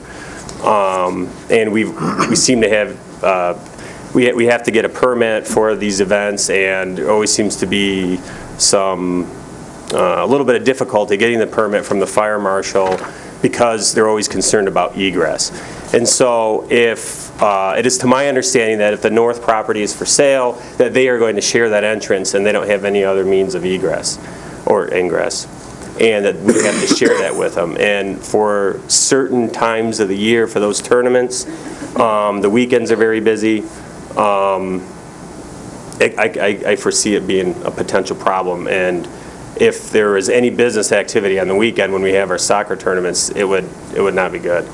So I don't know what the final decision is as far as egress or ingress for that other property off of, what road is it? Bermley. Bermley, yeah. If they had their own separate entrance, that would help us out a lot. But It's okay, you can finish. You can. And just bear in mind that here going forward, just a reminder, this continues to be a problem or an issue where when we have these big tournaments and whatnot, that we only have one way to get out with thousands of people there. So we are locked in due to the railroad. We only have one means of egress. To the south, we have the south of the property, we have the substation that is controlled by the Department of Homeland Security. So we can't use, there is actually an egress way to get out there, but it's blocked off due to the Department of Homeland Security rules.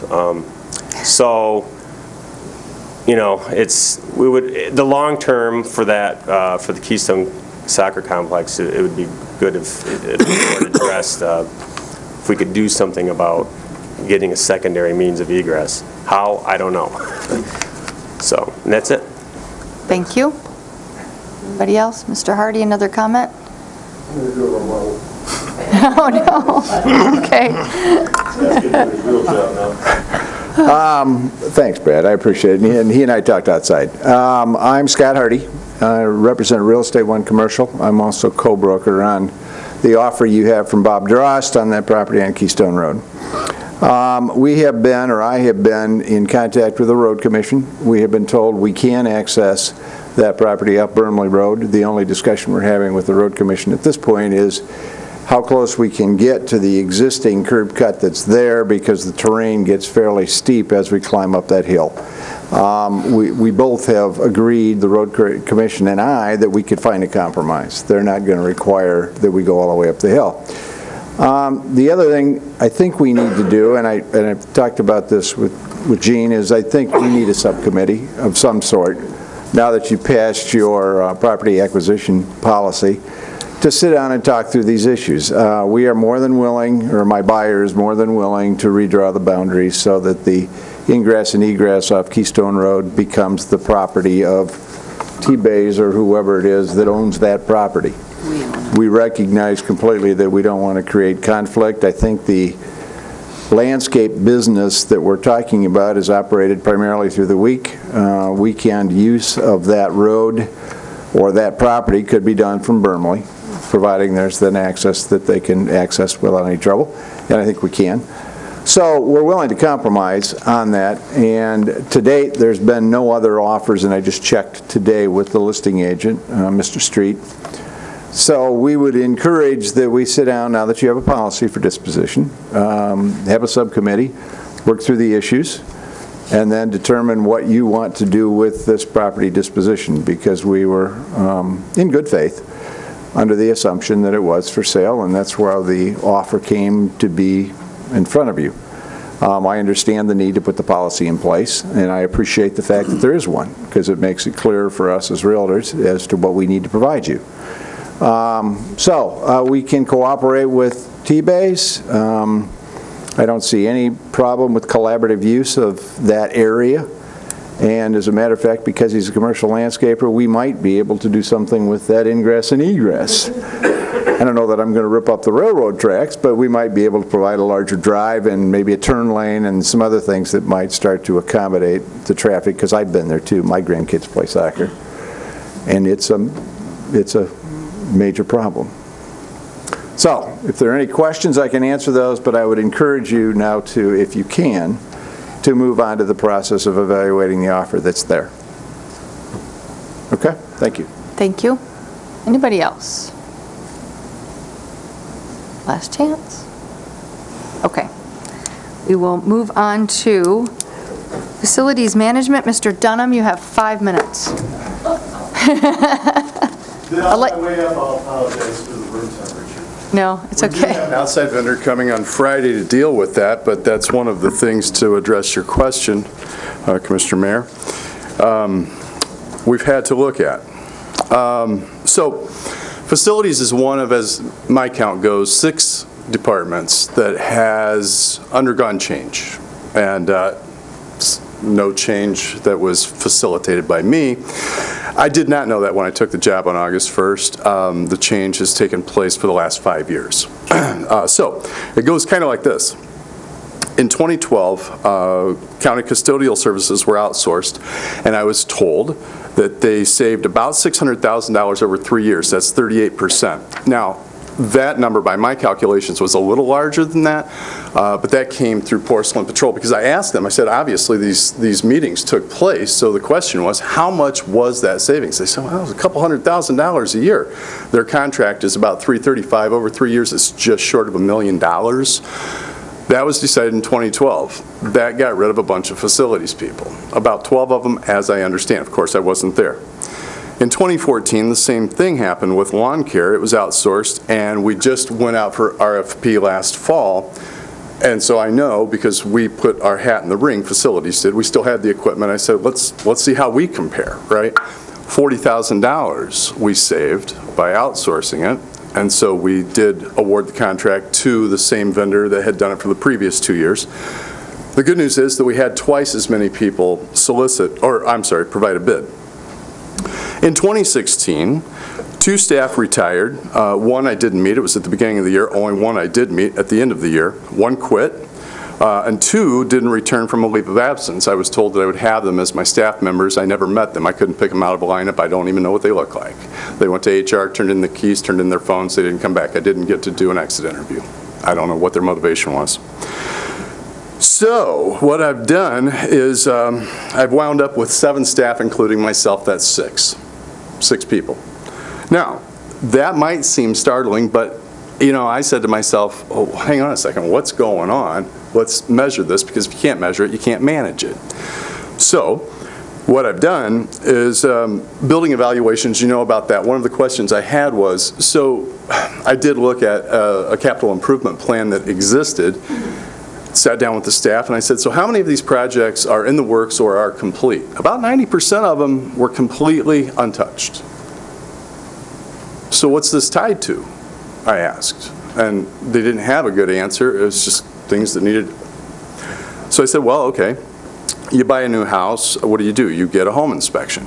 So 8 of the most used, heavily used buildings, which would be the Gov Center, the jail, the Law Enforcement Center, the Civic Center, the Historic Courthouse, the Hall of Justice, the Public Services Building, and the Health Services Building are all being evaluated so that hopefully we can tie a capital improvement plan to something that's legitimate. For example, the Civic Center needing a roof. I've talked to people in the community who indicated that that was common knowledge, and yet it wasn't on that existing capital improvement plan. I don't know why, but what I'm trying to do is create something that is tied to something else. So anyway, that's one of the things we've done. We're also using HVAC, plumbing, and/or mechanical services, not exclusively one. I can name 4 off the top of my head for different purposes. The VAV boxes and the way this building's heating and cooling system, I would describe as very custom. It's not a gas forced air furnace. There are variable air valve boxes that don't communicate with the computer. Those were only installed a couple of years ago. I don't know how all that decision making was done. But nonetheless, we had a calamity last June, right before I started, that wound up costing about $65,000 because we had a catastrophic failure by way of cleaning that didn't work out well. So I'm trying to get my hands on what are we actually working with. Day one, I asked, what is our order entry system? Sarah tried to launch it for me, the wheel of death. It wouldn't come up. I said, okay, well, if we can't measure it, we can't manage it, and obviously this thing's not helping. It was a Windows 97-based software. So what we used is Google Drive, Google Maps. We batch all of our orders together. They're transparent. Anybody can see them. When we started doing that in August, we started with 183 open orders. Since then, we've logged 1,645. Mind you, this is with 7 guys. We have 43 open today. What that means is the number of days to completion originally was almost 13, and we're half that now. That created a preventative maintenance matrix that we never had before. What I mean by that is a sheet of paper. You've got all the addresses of all the buildings, which, by the way, was not 9. There are 31 sites that we take care of. In those 31 sites, there's heating and cooling, there's electrical, so on and so forth, all the way across. But there's a matrix that in one sheet you can see what Grand Traverse County has to preventatively maintain. Why is that necessary? Well, if you need to have D&W Mechanical come out and take care of something, they need A, an address, and B, to know what kind of equipment is there that they're dealing with. It was never documented before. There was not just one document. There is now. We're also working on a green light system. This is something that I borrowed from a visit to a nuclear power facility where when you go in, everything on the control panel is green, just like these lights. If there's something that's different, it draws your attention to it. Likewise, and I've used Jennifer as an example, I would like it so that she can walk into any boiler room, check this, check this, check this, right off the list, and she knows whether things are correct or not. This benefits whether it's an outside contractor or a new guy who has never been in these 31 facilities, has no idea. The learning curve is steep. My learning curve was steep because none of this was left behind for me. So I'm digging it up, and I'm trying to create something so that no matter how we go in staffing, there's some documentation. What we're doing is we're putting digital files of all of the facilities county out on the K drive being the community drive, because one of the other things was our key. If you just take the brass key, our inventory was on a Windows 95 computer that sat in a corner out at facilities. Oh, okay. So that's not the case anymore. That's out. It's off of that computer. IT helped. We have that inventory off of that computer. It's on the K drive, so it's able to be shared.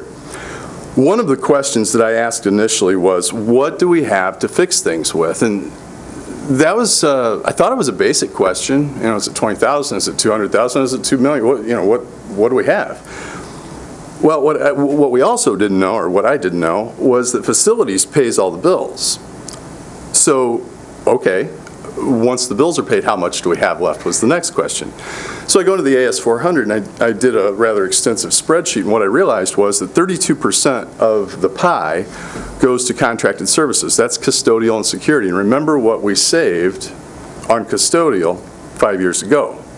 23% goes to electricity, 7% goes to natural gas, 6% goes to water and sewage, 9%, a combination, of elevator and lawn care is in there, for a grand total of 77% of the facilities budget. 77% last year went just to keep the lights on, the lawn mowed, everything clean and secure. 77%. The number that I would suggest you remember from all of this is $1.4 million. That's what it takes. Okay. That was the question I asked, and I didn't get the answer to. It's $1.4 million. That's the number that you should budget. We embarked on an LED light project that will ultimately cost the taxpayers $5,000. That's a $25,000 initial investment, which we have in all of our funds, different building repairs and maintenance funds. So for the jail and the Gov Center, the two biggest, and then Civic Center would be the third, consumers of electricity, we used those dollars. There's up to $20,000 in rebates from TCL&P, which would take a $25,000 investment down to $5,000. And by the math, that should save $40,000. If we did that to the county as a whole, it would save about $100,000 annually, which ideally we would use to reinvest and fix other things with. That would be the idea. So. Okay. We're getting close to Yep, I'm summarizing. Oh, good. So Thank you. what I would say, so if that's a managerial report of after 8 months, what I would say is the strength of the department is that it's adaptable and it can be lean. Despite what it was 5 years ago, it can be lean and it is adaptable. The weakness, though, is they are vested employees, and if one is off, it's 17% of our response. 17%. And I would say that the opportunity that we have is we can take what we've learned and adjust accordingly, but the threat would be to cling to old models that have been altered in the last 5 years, not by me, but by attrition. That's where we're at. And where we're at, I think, is flexibility is the new normal in facilities management. Thank you. Does anybody have any questions for Mr. Dunham? Wow. Wow. Good job. Yeah. Oh, thank you. That was a lot of information in It was over almost 5 10 minutes, and I That's okay. apologize. That's okay. Did you have a comment? No, I know one of the gentlemen that retired, and I know he was the whiz that was keeping all these archaic systems going. We had two of those. One did preventative, one did regular maintenance. Yeah. Okay. One was the guy who changed filters. One was the guy who changed the flywheel that broke, or the belt, or what have you. And that was kind of the way the division of labor. Okay. Yeah, I mean, it's refreshing and amazing at the same time to hear, that there is some change going on there for the good, to look into it and look exactly what we have. Because I don't think they've had a deep dive in there for a while. And you've got some very dedicated employees there that, I know one of them personally that, he, hate to say it, but he bleeds county. That's all he thinks about is trying to do the best he can for the county. And if I were to quote one of them, what they said to me was, we wouldn't ask questions if we didn't care. Yeah. Okay. Thank you very much. You're welcome. Yes. Thank you. Marty, are you okay with the natural gas decision we made tonight? Too late. Looping back. So if you were to stop over to the office, what you would see is I'm the king of alligator clips, and I have different projects that are this thick. This is the natural gas project. It's not nearly that thick, but everything he said is verbatim to what's contained in here. So no, I don't have any problems with what you said. You said it probably more succinctly than I could have. Thank you. Okay, moving on. Staffing plan process. Commissioner Gore-Follett, you have something to say on this? I would like to start by making a motion that we would rescind the staffing plan amendment resolution that was made on January 27th of 2016, and in its place, we would substitute under recommendation that all positions that report to the administrator, including department heads, that the board would have advice and consent roles in hiring and firing of those positions. That's my motion. Okay. Is there a second? I'll second the Okay. motion. Okay. So, And then would you like me to explain? yes. Okay. So the rationale for my motion is that I think that there have been a lot of changes in the organization. I hear that there's plans for a lot more changes to the organization, and I think that the piece that's missing is the ability of the 7 people who are elected from the community to add their wisdom and their advice and consent when it comes to hiring important positions, and those would be department heads, obviously administrators, and I just feel as though, Bob, you might know somebody who's been proposed for a position, and you might know something about that person that no one else knows, that it might not be vetted, it might not be known, and it might be something that would be really important for consideration when determining whether or not that person should be offered a position. And I'm not suggesting that we interview, I'm not suggesting that we go through resumes, I'm suggesting that when there's final positions for either hiring or firing of positions that report to the administrator or that are department heads, that we would be given the opportunity to review those persons and offer our advice and consent on whether they should be hired, and conversely, if there was someone in those positions that was going to be fired, that we'd have an opportunity to be advised of that and to offer our thoughts on whether it should happen or the timing of when it should happen, and that's my motivation. And I could not disagree with you more. I mean, that's what we have staff for. If we're going to get in the business of saying who they're going to hire, who they're going to fire, I mean, we don't need an administrator, we don't need staff at that point. Because if we're going to go to that level, then you are going to be looking through resumes and everything else, because how are you going to make your decisions? I think at some point, we can't become lapdogs of the employees, and every time there's some disgruntlement about something that's going on, say, well, the board should be doing this. Well, we shouldn't be doing this. We should pick the administrator, and that's it. We should not be involved in anything else. Ron and then Dan. I agree with Bob, and if we are starting to be the people that are going to look at resumes and hire and fire, the administrator that we are going to be looking for, we probably should be looking for some other type of administrator, because we all want a damn strong administrator coming on. We want somebody that can deal with personnel issues. I don't want to see an administrator coming in and he's got little eyelets at his elbow and shoulders and head and knees to have the puppet strings attached to. But that's just what we would have if we're going to be overseeing the administrator and his staff. I mean, let's hire an administrator that can take care of it, not somebody that wants to answer to us for, geez, what do you think about filling this position? I don't want that for myself. Dan. I think, in all due respect, that's absolutely the wrong way this board should go. We should be making, we should pick a good administrator and tell them the type of county we want to be, and have him or her go do that job for us. Doing this, we're basically stepping into his shoes or her shoes, micromanage them.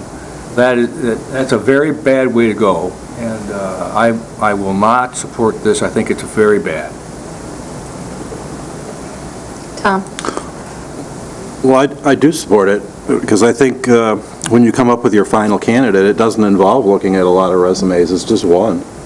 And before the hiring action takes place, why wouldn't you ask, just run it by somebody if it's a director of a department?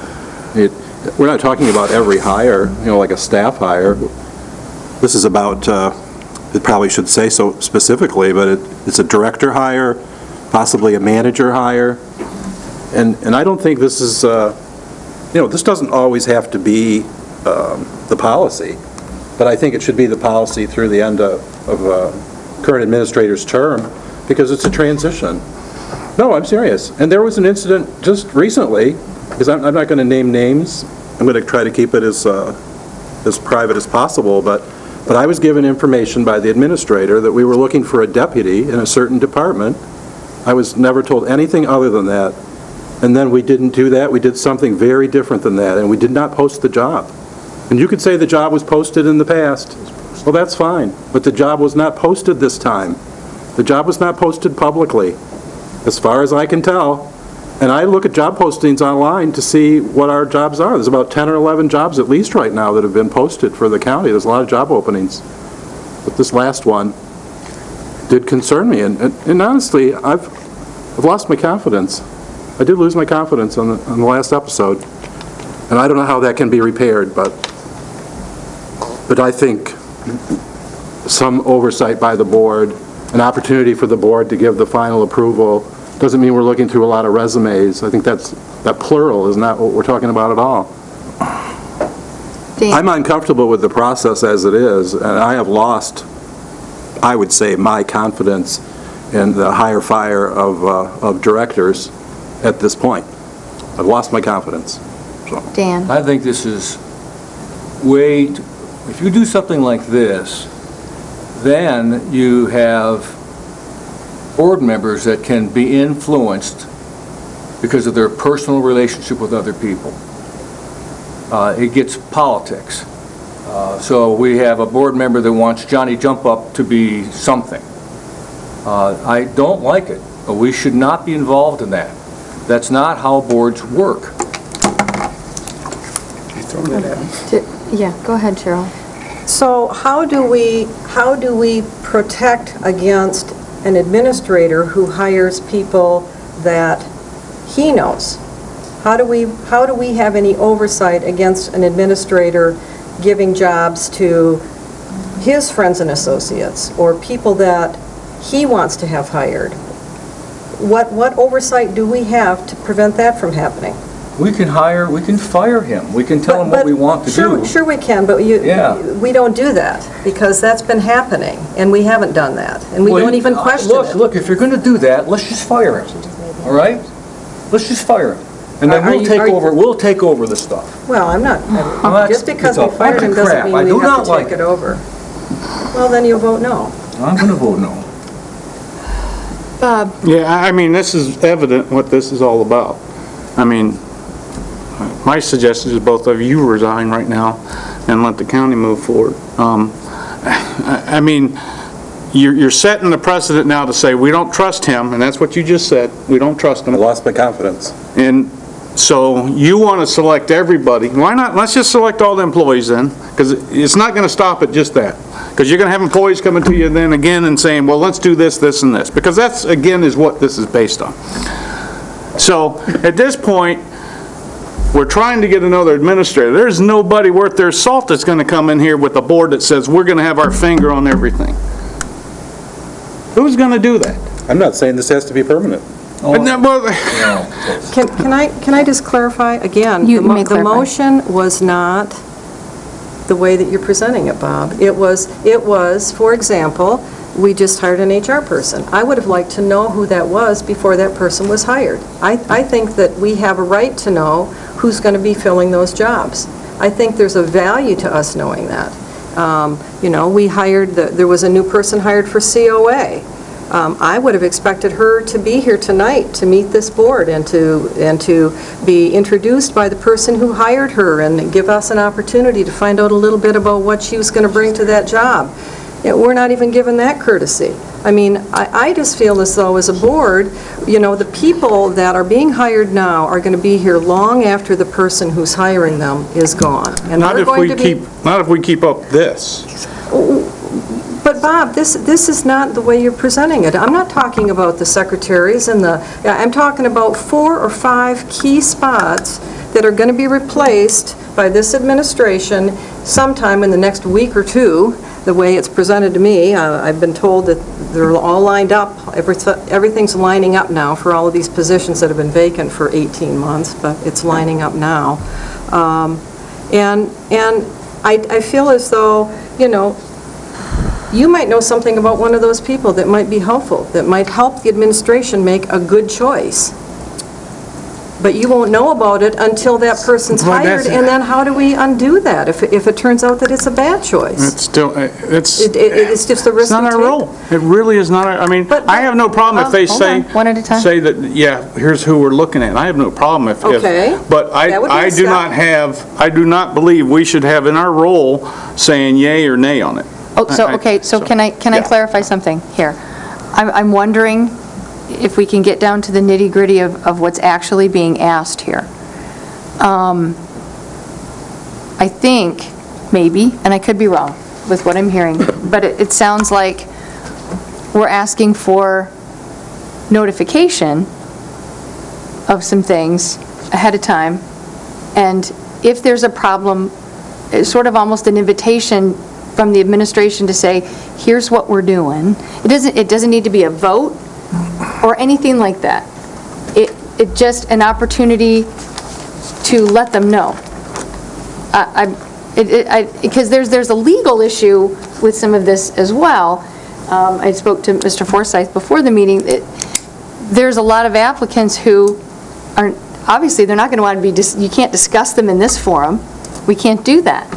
There are people in town who would apply for some of these high positions that, when applying for a really high position like that, like a director, you probably are in a fairly high position somewhere else in town, and it's a really small town. So you can't be discussing applicants in a public forum. So that presents a problem. So I'm wondering, and I certainly don't want to out and out vote on, yes, we want this person or no, but is there a middle ground where some of the commissioners would be helped by a little bit more advance notice of, here's the person, here's their qualifications, please give us a call if you have an issue with this, because it's a really, like I said, it's a really small town. You don't know. I don't know some of the people they hire, but somebody else might, and as you said, might have a comment to say, hey, heads up,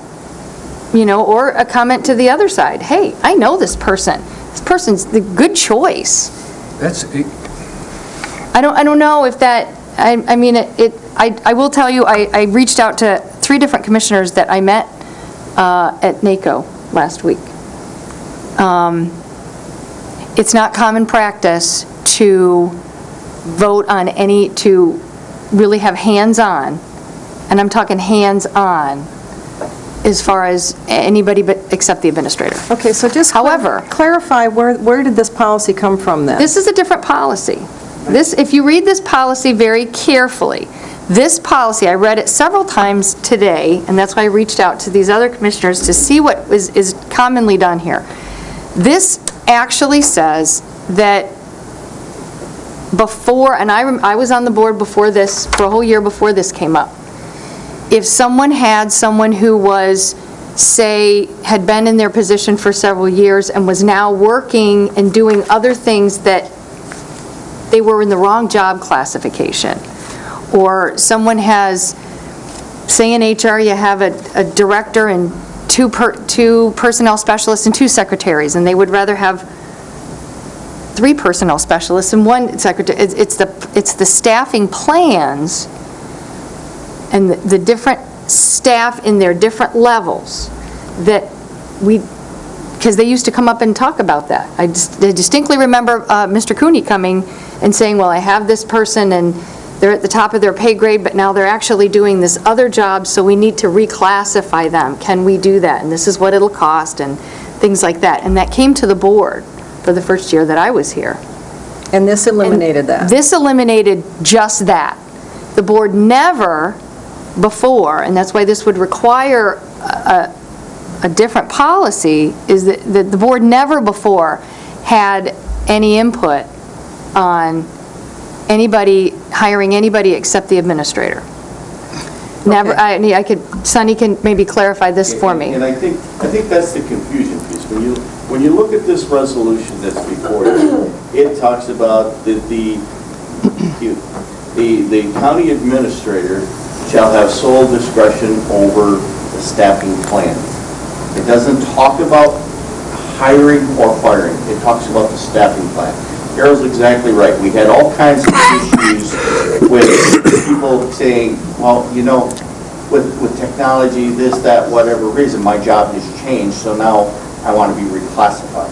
And we got into all kinds of, well, month after month, people coming in and wanting their jobs reclassified. Okay, now I'm no longer an F, now I'm a G, so I get another $2.27 a week in pay, whatever the number is.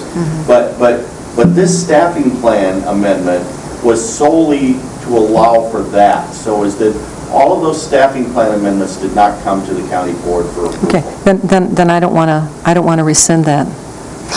So that takes care of that. So do you want to, before we go any further, do you want to remove that motion and then the second remove as well? Yeah, You want to pull I that do. motion from the Can I table? comment first? You can, Before yes. she does that. Okay. Yes. Staffing plans, I think, also means that the board is aware of what positions we're trying to fill. And I don't think there was any information available to me to know about one of the recent fills, and I don't think it was posted. And my standard, you know, my own personal belief is that we have to post jobs to the public for a certain length of time. Even if that same job was available and posted 6 months before, it has to be posted. It has to be posted, and then there has to be like a date on it as to when the deadline is to get your application in. Or maybe it just goes on indefinitely because you can't fill it. Is it possible that we need to review whatever HR policies there are to say how long things are posted and things like that? That's possible, we can review those. Posted positions that they shall remain posted until filled. Okay. And I, you know, in my mind, you know, we went through, you know, if we talk about the HR director, which I think is where this all comes about, you know, we have went through at least 4, if not 5 rounds of applications, postings and applications and getting people. We've done interviews, we've offered the position to a multitude of people now over the last year and a half that have, for one reason or another, not taken the position. We've had one that I'm very confident took our offer and went to her boss and said, look, this is what I got, will you give me more money?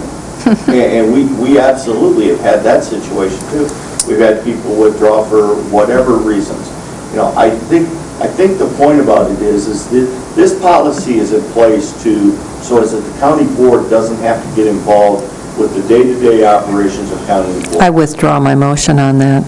You know, Tom, do you withdraw your I withdraw my second? motion on that, but I... Yeah, but I still believe real strongly, 100%, 150%, that we as a board should be knowledgeable about which director positions are open and not go back and say it's been open and not filled because, you know, somebody wasn't chosen or we let the person I go. don't think there's anyone in this room or in this community that doesn't know that we have an HR position, director position open for the last year and a half. Okay, we're going to go with Dan and then Cheryl. I think that these concerns can be addressed by the way we always deal with our administrator. Mr. Administrator, these are concerns of ours. How can you help us out? And then come up with a plan that assuages our fears, rather than by fiat telling him, we want more plumbers, or we don't like the person you picked for, maybe we don't like Marty. I don't think we need to be in that kind of job. That's not our job. That's a slippery slope. Okay, and I hear what you're saying, and I guess what I would say is that I use this term advice and consent because I think it's a term of art that's relevant to the work that we do, and I think that it's what we have lacking on this board. I think that there is no advice and consent relationship between the administration and the board, or at least there has been none that I've experienced in the very short time that I've been here. I have not been sought out for my advice. I have not been sought out for my consent. And I think that it has to come from the administration. Yeah, we can roll our eyes and look confused, but Mr. Menzel has never called me personally and said, I've got this issue, I'd really appreciate your insight into it. Jen has never done that either. Jody has never done that either. Jody and Jen did ask me if I wanted to meet with them at the beginning of my tenure, but I did my as well. in a letter, but never personally. Okay. But my point is that having a relationship with your board is the most important relationship that an administrator has, and it is one that takes time and energy, and I know that it's probably, something that needs to be put on the to-do list, but when you have 7 people that are running the organization, we are the ones who set the course, and you are the ones who make it happen. And that's the role. And if we're setting the course, the only way you know the course we're setting is if you talk to us, and if you touch base with us and you find out that, yeah, we think you're doing the right thing, you're headed in the right direction. And those conversations aren't happening. They're not being encouraged or solicited. And I know it's time-consuming, and I know it takes energy, but that's the job. And I think the advice and consent role of the board is underutilized, and okay, so we don't get to hire and fire. I don't want to hire and fire. I want my advice and consent to be sought when you're going to hire and fire. I'd like to know before it happens. I'd like to know you're thinking about firing somebody, and maybe we've got some thoughts about the timing on that, and when it would be more appropriate or less appropriate to do that. So I'm going to say something, and I'm going to go to Bob. That's okay. So I think it's clear that we've got some clarity here, and our administration has been given a bit of direction to possibly reach out, if possible, please, and try to remedy the situation that Commissioner Gorfulet and Commissioner Mayer are having. We may not be the only ones. Well, okay, the only ones that have spoke up here. So yes, I would encourage to reach out, to please try to build those relationships, because going forward, we need that. I would agree that we need that we do need. I go in and talk to the administrators often. They're probably tired of seeing me. Right, Jen? She's not going to respond. But I do. I drop by, I talk to them, and they're very receptive to listening. So we obviously need to work harder on fostering those relationships between the administration and the board. So, Bob, yeah, speak. We'll teach them to put me and you together side by side again. The other part of that is, you need to put forth some effort, too, to go contact them, because how do they know what you need, what information you need? That's I have correct. never, it's important I have to know. never stepped in here, and I come in just on a whim sometimes doing some other business. I've never come up in here and not been able to talk to somebody if they're in their office, and they'll tell me what's going on and everything else. So I would encourage you, and I know he has had that open invitation, and he's said that many times since you've been here on the board at meetings. So I would encourage you both to go in there and sit down and talk with them. Call them even. I've talked to them about this. Yeah. They need to know who we are and how we like to Communication's both ways, receive as you well know, information. being a great attorney. They know that Sonny doesn't generally read his email. So if you send Sonny an email, he's not going to get it right away. They know now, because I've gone in to speak to them. They've tried to send me emails saying, we need your input on this, or we need your signature, and what do we do? You got to text me, because I'm working, I'm out and about, and I don't have this with me every single second of the day. So if you need me, you got to text me. If you need me, you got me. So, they need to know these things about all of us. So I drove over to Sonny Saturday morning and Yes. talked to him and gave him a break because he's wounded. And he knows that couldn't that's the walk. best way to get Sonny's attention, is to show up at his shop. So it is. So all of us, we're all different people. We're 7 people who are kind of thrown together by the voters here. So we do need to, we need to know things about each other, about how we operate, how we think, and that's only going to happen with a lot more conversation. I think communications is the key piece of this. It is. And we all get a little lax, we all get a little busy in what we're doing, and we forget to communicate as well. Tom and I have had multitudes of meetings, either on the phone, or I've stopped here, or he stops at my place, and we talked about different things. But one of the things that, that I think that has come out of those discussions over the last few months is that county administrators' activity report. We weren't getting that before. And just when I can read that and I know what he's working on, that's very helpful for me. I have a lot of other things going on in my world, so it's not that I don't want to be involved in decisions and activities of the county. I just sometimes simply don't have the time to do that. Now, I have very early mornings and I have very late evenings. But in the middle of the day, I am not available. It's simply that. It's that simple. Most of us aren't. I'm just not available in the middle of the day. But, that doesn't mean I don't read my email. It just may be at 10 o'clock on Saturday night. It may not be, the day that it came out. I do get frustrated, and we've talked about it before, when I open my ticker when I get to the shop in the morning, and I discovered that we've hired a new HR director, and I haven't read the email yet. That frustrates me. I had the email, I just didn't read it. So that's on me. But the point is, I think all of us need to do a better job of trying to communicate. I found that, I'm sorry, can I talk? Go ahead. I found that. Why not? No. Every time I walk in that office, any one of them just stops what they're doing to pay attention to me. And sometimes I just walk in to get a cup of coffee, and I feel they're very attentive.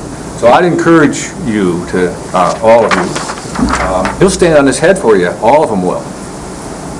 This is a new board. They had, maybe you don't like the things that the old board did. That's not their fault. We directed them to do those things.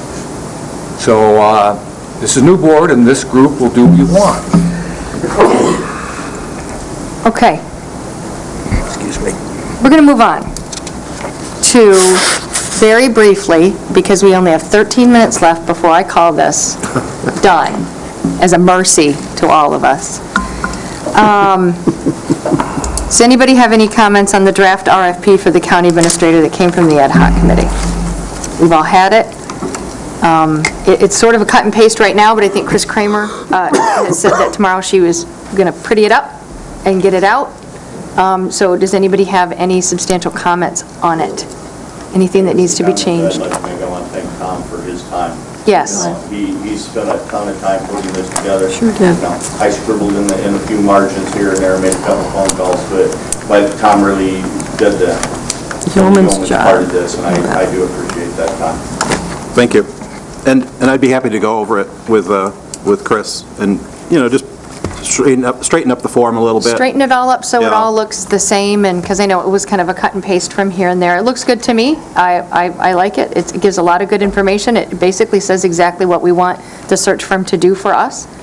So hopefully it should garner some proposals and we can move along. So do we need a motion? I don't think we do. I think if it's okay, we'll go ahead and, Chris Kramer, you're out there at somewhere, and Tom Mayer will arrange that with her. She'll be to get back. that completed. She'll be back tomorrow? Yeah, she had a procedure today. Yes. She was out today. Okay. All right, good. We'll get that moving. Notices, tomorrow there is a board basics training, starts at 9 a.m. There may be still room for anyone who hasn't signed up. Yeah, I'm signed up. Okay, good. So they just wanted that on there as a reminder. Next Wednesday, we have a special board meeting, an update regarding collective bargaining. That will be mostly closed session. Yes. We do need to briefly discuss the March 29th pension study session. I think the pension board, I was there the other day, really needs, they need extra time. Well, they're waiting on still some They're info waiting on from some things from MERS, and even if they They get it, promised when us MERS March say 24th, we they can said. hopefully get it to you by whatever date, it's not going to be to us in any time to digest. So I So- think we were looking at April 12th. April 12th. Yeah, okay. If that is by nod of heads. I will not be here, but. But we talked about Yeah, that the but other I day, can, that I can watch it. there won't be any online. decisions made Yep. that evening. It's So I'll watch it informational and online discussion. yep. I would like to request that John Axe be part of that pension session. That I he did, be, yep. Not just present, but that he be a presenter. Okay, so I think I made that, I cleared the pension board. If I didn't, I meant to, that she wanted I the don't bond remember council. that, but we can certainly I contact maybe them and forgot, do yeah. that. Yeah, I'd like to say about John Axe is that the county already relies on him for advice, and I think an invitation from the board... advice would be valuable. Yeah, I was going to bring that up as well. We have spoken with him on a couple of occasions regarding the pension issue. Then the other thing that we talked about at the beginning when we looked at the long list of checks that had been paid out, Yes. I brought up discussing at the next meeting on April 5th, Paula Segala's contract, and you said something, you didn't agree with that because it's not actually our decision to start or finish a contract. It isn't. But, We yeah. have, yeah, so that's, I think in that case you are. The contract between Grand Traverse County and Paula Segala and the contract between Grand Traverse County and Peter Cole were both moved and voted on by the County Board of Commissioners. I believe the County Board does have the ability to decide when that contract. That's true. that's true. That is true. Okay. Well, if that's true, Chris, We can put that for discussion on the agenda for April 5th if you would like. I would like. But we need to talk to our administrator because they may need those services. So I True. don't think it's up to us to just fire them, correct. all right? Got to be a plan. Got to be a plan, and... So then they will know to come with that. You've got an angry bone in your head over Paul Segala. Exactly. No, so it's April 5th, so they have ample time to come prepared with what is she working on now and things like that. We can have an update on that. Yeah, my main Fair reason is to avoid redundancy and to save money. So that's it. Okay, Okay, but, and yeah, that's his decision. okay. All right. But there's an argument as to whether we get to decide, so I think... Well, yeah, we'll, okay, yes, I Cheryl, would like to anything else ask, briefly? I would like to ask that we have a monthly update on the progress with the Commission on Aging as far as where they're headed, what the plan is, progress being made towards implementing all of these things that we were told were going to happen at that meeting. And my last request is animal control. There was that pretty negative letter to the editor about animal control. I was surprised to read in there that we only have one animal control officer. I certainly don't think that's a solution, and I'm sure it's not the final solution, but the fact that we have one person doing that job is not acceptable, and I'm hopeful that we're going to get a... I think we talked, sort of a Jen and I talked proposal about on that the that. other day, about working on, So working with we have an the- with the internal current. staff meeting actually on Monday morning with a variety of stakeholders that are involved in this to review and talk about data so that we can provide a recommendation to the board if there does need to be changes in either the fee structure or in some policy level decision. So as a staff, we are actively working on it. It's taken some time for the individual that was hired to gather that information and put it together. So it's an ongoing process. they are. I talked to them about it the other day, and I did speak to the animal control officer, and that is being worked on right now. Ron? Well, and just to let you know, Cheryl, if you didn't know, when we originally had our animal control, that we had two staffs, they worked the same 40 hours a week, so we still only had one animal Which didn't control. make any sense to me No. either, but I I'm know, just but- saying, the solution of going from 2 to 1 and having them do double the Right. job. So that's why they're working on it. That's why Okay. they're working on it. All right, well, I would just like an update on that later, so. Okay. Okay. We will have an update at some point on that as well. The Commission on Aging Director started yesterday, and we felt it was a little early. She needed to get her feet in the ground. Oh, sure, well, yeah.